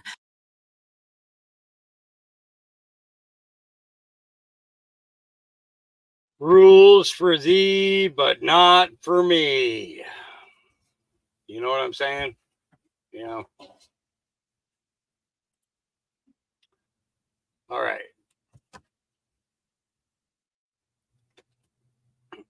George puts out, breaking, the Los Angeles Police Department has informed pedo catchers that DA won't be prosecuting pedophiles they catch. LA is now home of all child molesters and abusers. And when that becomes illegal there, then they're all going to go to Israel. Oops, did I say that? I said that out loud. Oh, dang, nabbit. I got to watch my tongue, you know. Sometimes I just get myself into it's, yeah. I get myself all tripped up, and I'm sorry. I'm sorry. No, I'm not. I'm not sorry. Here we go. Exactly. And the fact is, what the complaint, if you actually go back and read it, and I'm working on a piece to try to make it crystal clear so people can understand what exactly happened here and what we're talking about, is when it came time to recount the votes by the machines again for the second time, they didn't have the ballots. They didn't have the votes to justify their first original fraudulent result. That's why there's no ballot images for 380,000 in-person early voting votes. Why? Because the results didn't go their way, Emerald. That is the most logical explanation for what happened. Will we ever get them to admit it? Probably not, but we can see the evidence that shows they didn't have the votes, so they made them up. And then when it came to recounting it, they didn't have it to justify it. So they had to send the results to a man named Ryan Macias, who worked for what's something called the elections group, which didn't work, wasn't employed. They said he was a consultant, probably paid by Zuckerberg funding. Isn't it funny, Emerald, how the quote unquote elections group popped up in all the important swing states in the 2020 election out of nowhere. Yep.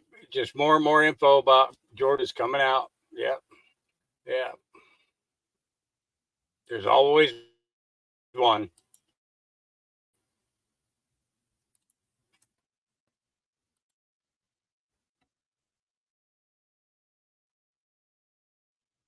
Always one.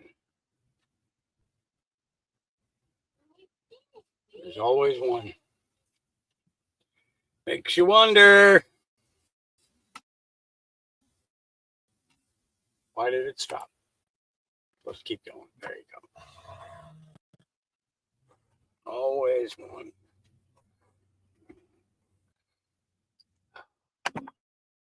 Yeah. What is it going to do? Even the ducks have lost it. Or the geese. Goose.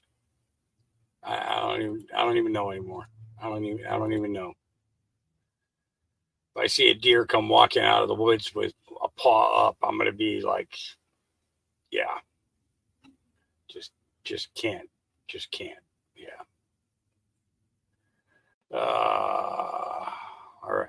Breaking. The Biden regime is now under investigation for the political prosecutions of leading presidential candidate Donald J. Trump. The Attorney General of Missouri wants the Justice Department to turn over all communications between the DOJ and the people prosecuting or investigating Donald Trump. Attorney General Andrew Bailey joins me now. Sir, do you believe the prosecutions have been coordinated by the Justice Department? Because I guess that's a no-no. Yeah, that's absolutely right. We have every reason to believe that this is a coordinated political attack emanating from Biden's corrupt Department of Justice, serving as headquarters, and now deploying personnel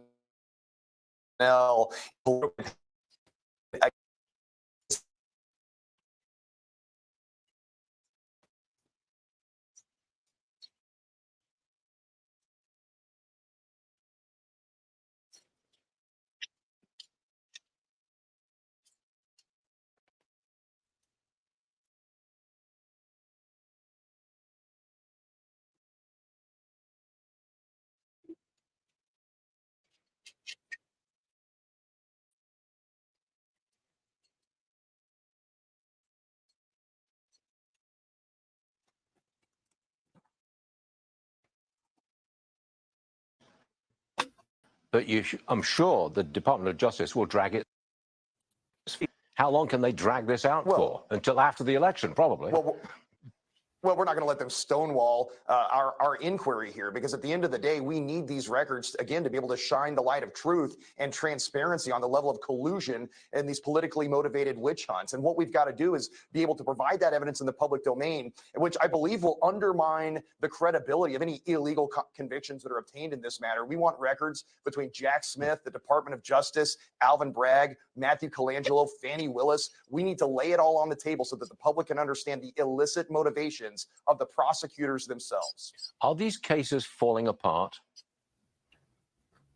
Yeah, absolutely. I mean, again, they're not supported by the facts and the law, and prosecutors have an ethical obligation not to pervert and bend the law to obtain political convictions. The fact that they are motivated by politics, the fact that Alvin Bragg campaigned on a promise to convict President Trump, the fact that Alvin Bragg has been involved in civil litigation while at Letitia James's office against President Trump should have disqualified him from these prosecutions. And the same should be true with the Department of Justice, to the extent that they are acting as the headquarters, deploying personnel like Matthew Colangelo in these state-level attacks. The Biden administration's plan, I think, was originally to do this lawfare strategy, go after Trump on as many charges as possible and bring him into court and convict him before the election.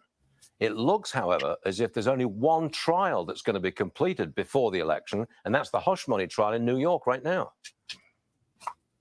Yeah, that's right. And again, that is an illicit political witch hunt of a trial. It's not a legitimate prosecution brought by a legitimate prosecutor. And there's another facet to this, which is that every day President Trump's political opponents use lawfare to haul him into court and keep him off the campaign trail, constitutes an independent act of political campaign interference, election interference. Yeah, that would be interference in the election. That's true.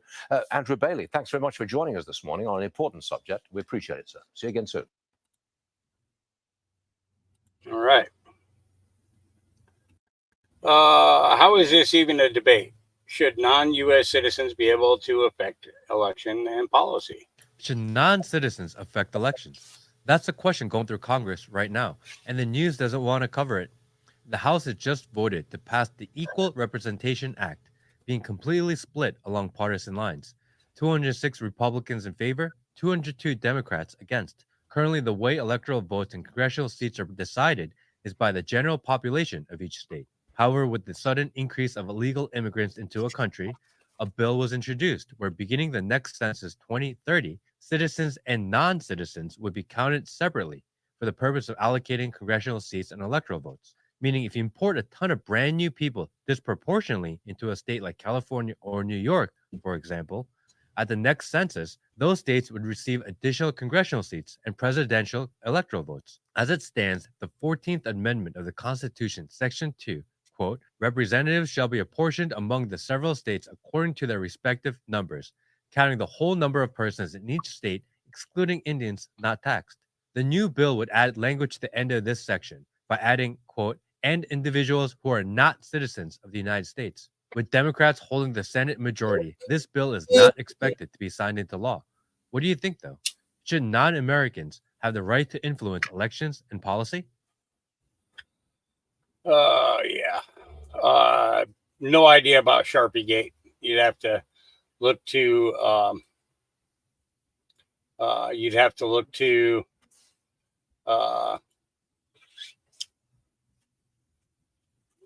Carrie Lake for that.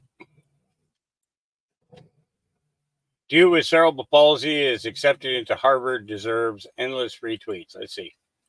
Here we go. Here we go. You update. It's been updated. It's updated.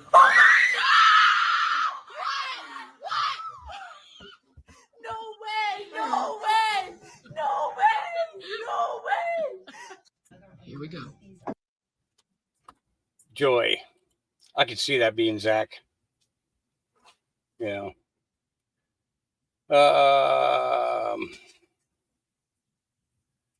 Let's listen to some more nonsense. You know you felt that new moon in Taurus when your energy levels are lower than low. I mean, what even was that? But still, this month is going to be so incredibly abundant, especially towards the end of the month. Look at this massive stellium in Taurus. But you guys, Taurus energy is all about survival. It's opposite Scorpio. It's about taking all of the things you've gathered, all of your resources, everything you've started. It's about patience. It's about steady energy. Taurus energy is also about strength. It's about transformation. And a new moon in Taurus usually comes around when we are beginning the process of transformation. And during the full moon in Taurus, which will happen in November, we will end this sort of 6-month-long cycle that we are beginning right now. So we really are in the start of something new, and beginning a process of such, it requires a lot of willpower, a lot of steady energy, a lot of patience. All of this in Taurus is asking us to stay strong. Don't you dare give up, because the change is coming, especially when the sun enters Gemini. Mutable energy brings about a lot of change. So really, we're almost there, and being in the midst of transformation, in the midst of change, it's not easy. So all this abundant energy will come to fruition. It will take time, strength, and a whole lot of not giving up. Wow.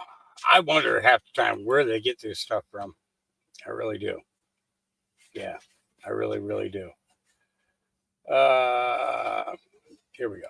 If they brought her in to say, did you have an NDA? I would have objected to that, because the NDA is per se a they brought contract. her in. I mean, it's my opinion. You have way more experience than I do, but they brought her in to show that there was something that the former president wanted buried, right? This is her story. This is what he wanted to go away. Right, but she couldn't put Donald Trump in the middle of any of the negotiations of the NDA. It was all the attorneys, and it was all the people who were working for him. Nobody has put a finger on Donald Trump.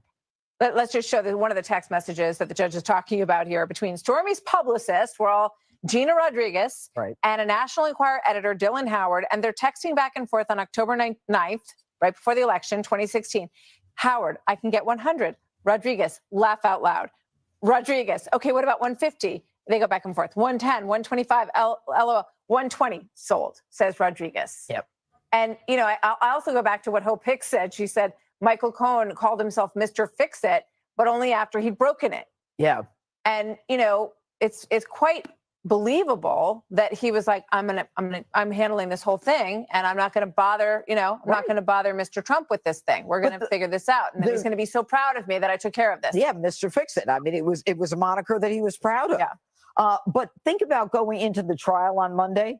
You know, there is so much affection that's been shown to Donald Trump by people who worked for him, whether it was Hope Hicks or whether it was Madeline Westerhout, and a lot, even David Pecker. I mean, and they the jury's hearing all that. Yes. Okay. Michael Cohen is coming in as the most hated guy. Most of the witness talked about what a creep he was.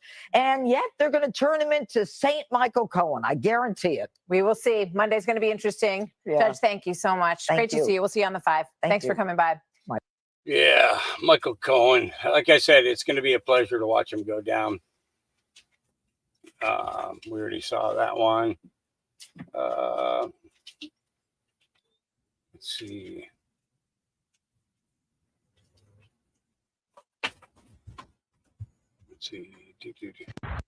The question of how and why the United Nations is the crux of the great conspiracy to destroy the sovereignty of the United States and the enslavement of the American people within a UN one-world dictatorship is a complete and unknown mystery to the vast majority of the American people.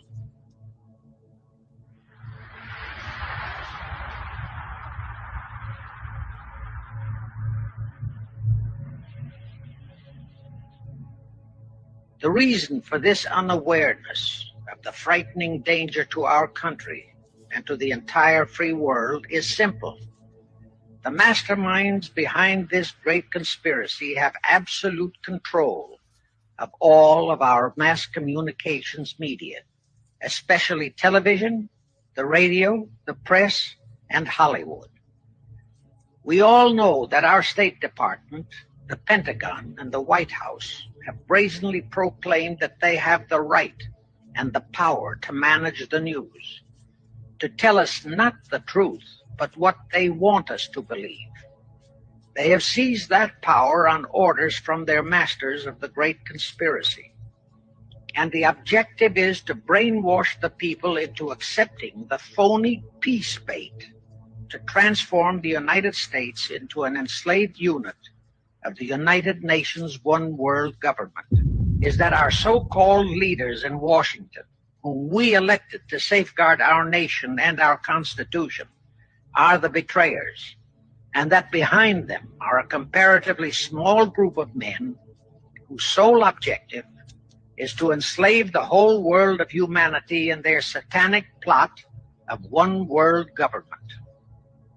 Now, as a matter of further intelligence, a term used by the FBI, let me clarify the meaning of the expression, "he is a liberal." The enemy, meaning the one world conspirators, have seized upon that word liberal as a cover-up for their activities. It sounds so innocent and so humanitarian to be liberal. Well, make sure that the person who calls himself a liberal or is described as a liberal is not in truth a red. Now then, this satanic plot was launched back in the 1760s when it first came into existence under the name of the Illuminati. This Illuminati was organized by one Adam Weishaupt, born a Jew, who was converted to Catholicism and became a Catholic priest, and then, at the behest of the then newly organized House of Rothschild, defected and organized the Illuminati. Naturally, the Rothschilds financed that operation. And every war since then, beginning with the French Revolution, has been promoted by the Illuminati, operating under various names and guises. In the United States, they set up what they called the Council on Foreign Relations, commonly referred to as the CFR. And this CFR is actually the Illuminati in the United States. And its hierarchy, the masterminds in control of the CFR, to a very great extent, are the descendants of the original Illuminati conspirators. But to conceal that fact, most of them changed their original family names to American-sounding names. For example, the true name of the Dillons, Clarence and Douglas Dillon, once Secretary of the U.S. Treasury Department, is Lepowski. There is a similar establishment of the Illuminati in England, operating under the name of the British Institute of International Affairs.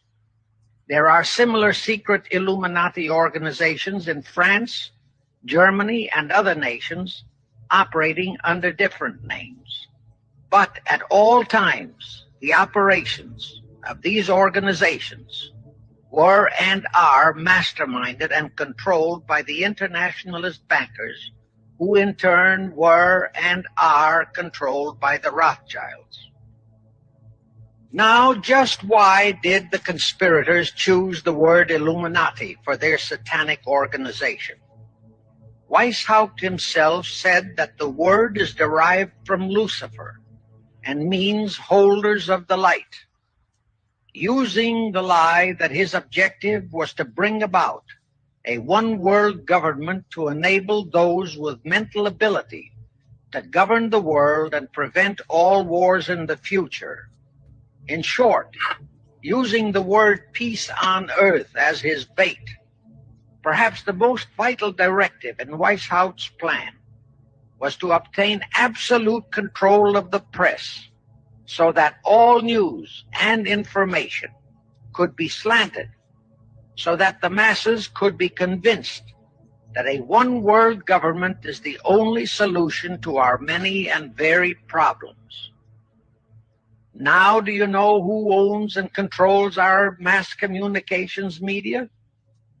I'll tell you, practically all the movie lots in Hollywood is owned by the Lehmans, Kuhn Loeb and Company, Goldman Sachs, and other internationalist bankers. All the national radio and TV channels in the nation are owned and controlled by those same internationalist bankers. In 1834, the Italian revolutionary leader Giuseppe Mazzini was selected by the Illuminati to direct their revolutionary program throughout the world. Mazzini had enticed an American general named Albert Pike into the Illuminati. Pike was fascinated by the idea of a one-world government, and ultimately he became the head of this Luciferian conspiracy.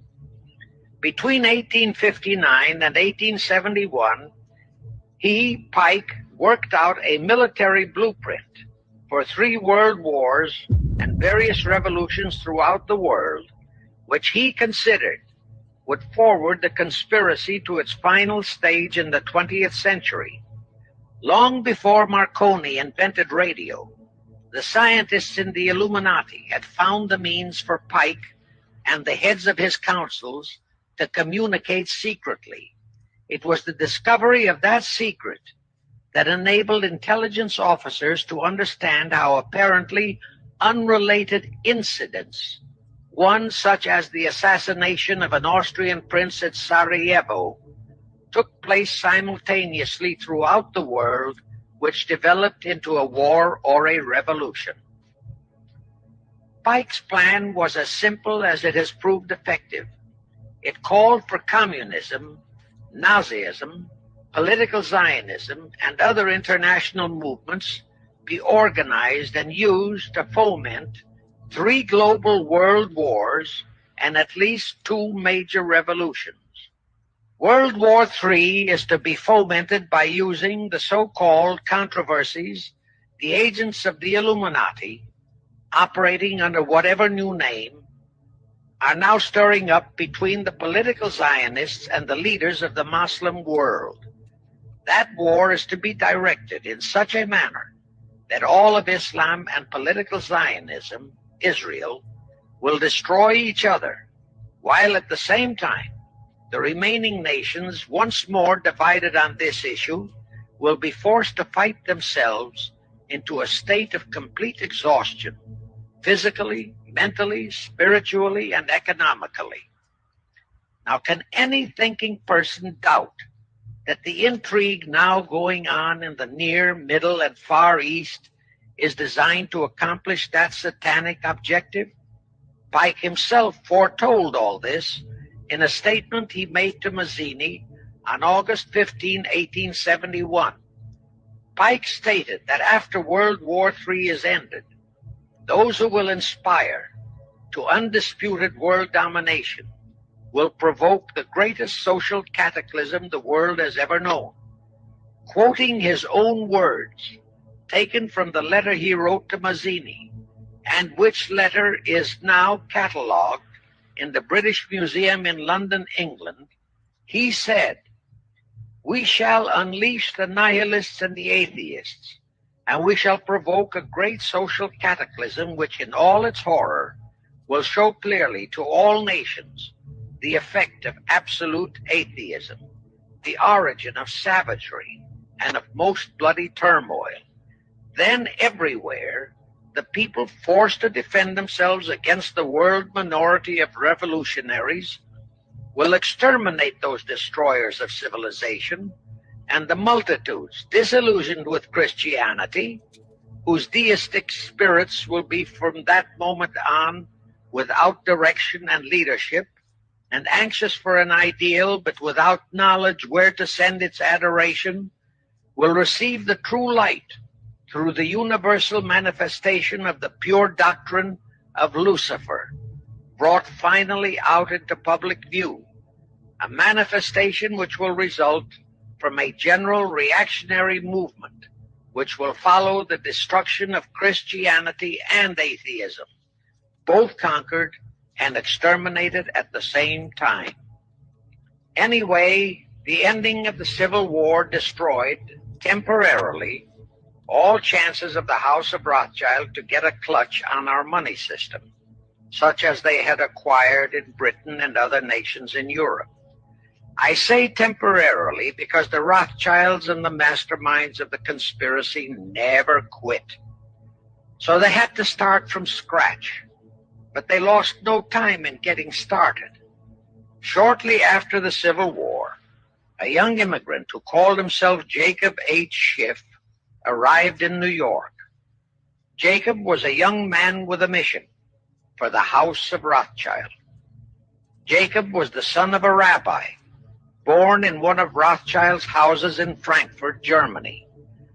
After a comparatively brief training period in the Rothschilds' London bank, Jacob left for America with instructions to buy into a banking house, which was to be the springboard to acquire control of the money system of the United States. Actually, Jacob came here to carry out 4 specific assignments. Number 1, and most important, was to acquire control of America's money system. Number 2, find desirable men who, for a price, would be willing to serve as stooges for the great conspiracy and promote them into high places in our federal government, our Congress, in the U.S. Supreme Court, and all federal agencies. Number 3, create minority group strife throughout the nations, particularly between whites and blacks. Number 4, create a movement to destroy religion in the United States, but Christianity to be the chief target. In the final phases of the conspiracy, the one world government will consist of the king dictator, head of the United Nations, the CFR, and a few billionaires, economists, and scientists who have proved their devotion to the great conspiracy. All others are to be integrated into a vast conglomeration of mongrelized humanity, actually slaves. Yeah, you gotta love it when they told the truth all the way back in 1967, right? Yep. All right. Here's one on RFK RFK. Jr. is a Democrat plant, a radical left liberal who's been put in place in order to help crooked Joe Biden, the worst president in the history of the United States, get reelected. A lot of people think that Jr. is a conservative. He's not. He's more liberal than anybody running on the Democrat side. A vote for Jr. would essentially be a wasted protest vote that could swing either way, but would only swing against the Democrats if Republicans knew the true story about him. Jr. is totally anti-gun and extreme environmentalist who makes the Green New scammers look very conservative by comparison. A big-time taxer, he wants to tax you.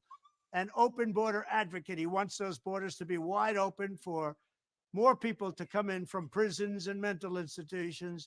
And he's anti-military and he's anti-vet. He's an extreme liberal. He's radical left, and radicalized also are his family. They'll never allow him to be a Republican. They've said that we will not let him be a Republican. And his chief funder is the VP candidate that nobody ever heard of, except her ex-husband, who's been stripped of a big chunk of his cash. And he knows exactly what she's all about. She's even more liberal than RFK Jr. She puts herself down as a businesswoman or maybe a doctor, and actually she probably is, because she did a hell of a big number on the husband. That's her business. I guess you could say that she's right, however, because what she's done is given a lot of money to the Democrat causes and the ultra-liberal causes. She's going to be a big hindrance, because when people saw that she was selected, they realized that Junior was indeed a radical left. She's more liberal than Junior by far. not a serious person, and only a pot of cash to help her get her no chance candidate on the ballot is what got her there in the first place. I lived with RFK Jr. in New York and watched him convince Governor Cuomo to make environmental moves that were outright nasty and really bad for the state. We have the highest energy costs anywhere in the country, and that's because of RFK Jr. He was a disaster. Upstate New York was not allowed to drill or frack as Ohio, Pennsylvania, and others ripped off New York energy. Because of this, prices have skyrocketed all over that part of the country. And frankly, it's affected New England. It's affected everybody. But all of this was the policy of RFK Jr. He doesn't want any drilling whatsoever. He doesn't want anything. He wants everything to come to a halt, and you'd find that out. But the fact is, he is a radical left person. So Republicans, get it out of your mind that you're going to vote for this guy because he's conservative. He's not. And by the way, he said the other night that vaccines are fine. He said it on a show, a television show, that vaccines are fine. He's all for them. And that's what he said. And for those of you that want to vote because you think he's an anti-vaxxer, he's not really an anti-vaxxer. That's only his political moment. He said it the other night. He's okay with the vaccine. Their energy costs are the highest in the United States, in New York State and New England, because of this guy, with the exception of California and Gavin Newsom, who's the worst governor in the state's history and one of the worst governors in the history of our country. I'd even take Biden over Jr. because our country would last about a year or two longer than it would with Jr. It would collapse almost immediately, and his family, a radical left, a crazy left, a bunch of lunatics, would take over, and our country will die very quickly. So RFK's views on vaccines are fake, as is everything else about his candidacy. He is not a Republican, so don't think you're going to vote for him and feel good. He's a radical left Democrat. Let the Democrats have RFK Jr. They deserve him. Yeah. Yeah. All right. Election rigging. Here we go. Tom Fitton. Hey everyone, just watch President Tom Fitton here with a major alert. You know, you should know that President Trump isn't the only target of the Biden regime. You know, another significant target of the regime is Elon Musk. Multiple Biden agencies have been threatening him and harassing him and really coming up ways trying to jail him because he dares oppose the anti-free speech agenda of the Biden White House and their leftist allies. So, you know, this attack on the First Amendment and the right of people to petition their government and speak out about public policy is at risk, not only because of the attempt to jail Trump, but also, frankly, the attempt to jail Elon Musk. Hey, everyone. Yep, and they are going after him pretty hard hitting. Yep. All right. DEI is code for Jim Crow. A good percentage of people will not accept an offer with a company that doesn't have intentional DE&I programs and initiatives.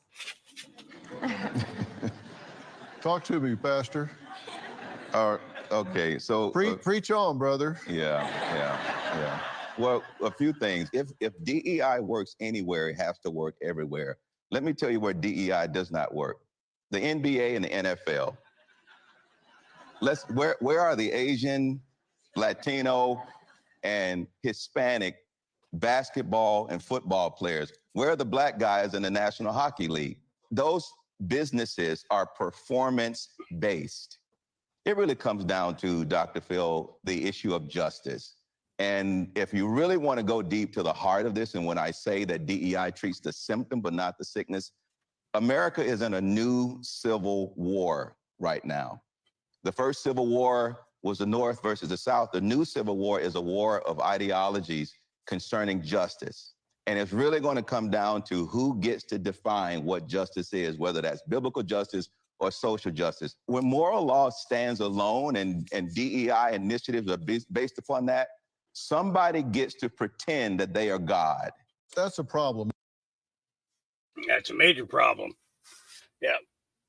Gotta like it. All right, here we go. Because when you see the emergency broadcast system, it basically just means that like the light has won. Oh, and like yeah, we've already heard that one. Let's see.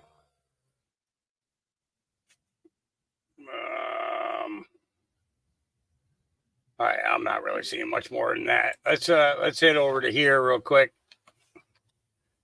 because I definitely want to hit. Definitely want to get this one right here. Here we go.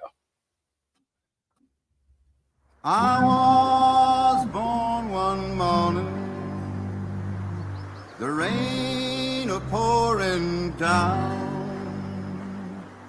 Heard my mammy say to my pappy, let's call him John Henry Brown. Walk on, boy, walk on down the road. Ain't nobody in this whole wide world gonna help you carry. I will. Walk on, boy. I was born one morning, the rain a pouring so. Heard my mammy say to my pappy, let's call Nathaniel Bro. Walk on, boy. Walk on down that road. Ain't nobody in this whole wide world is gonna help you carry your load except for me.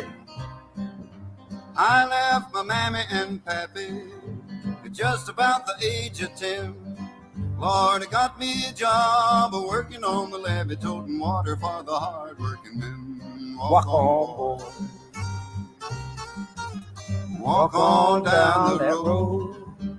Ain't nobody in this whole wide world gonna help you carry your load. Walk on, boy. One day my pappy told me some advice I want to give to you. Son, find a good woman, be good to her, and she's gonna be good to you. Walk on, boy, go get her. Walk on down that road. Ain't nobody in this whole wide world is gonna help you carry your load. Walk on, boy. One day my pappy told me some advice I want to give to you. Son, find a good woman, be good to her, and she's gonna be good to you. Walk on, boy. Go get her. Walk on down the road. Ain't nobody in this whole wide world is gonna help you carry your load. Walk on, boy. If anyone ever should ask you, just who's that Nathaniel Bro? You could tell them I'm the boy that left his hammer smoking where he gave the Jews their fitting death blow. Walk on, boy. Walk on down the road. There ain't nobody in this whole wide world that's gonna help you carry your load. Walk on, boy. If anyone ever should ask you, just who is that fella Brown?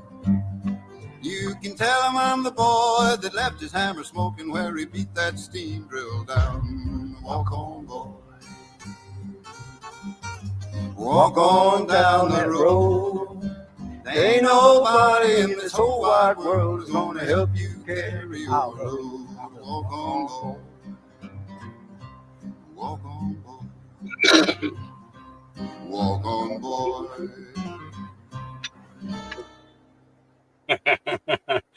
I gotta leave it to Brother Nathaniel. Throw a loop in there for today. All right, folks. That's where I'm gonna call it for today. Want to make sure I'm not going to overdo it, seeing that I'm just getting back up and moving around again. So I'm going to shut this down. I'm going to take me a nap. I will catch you guys again tomorrow about 11 o'clock, same time. Remember, God loves you. Christ loves you. I love you. And just be good to each other. Peace.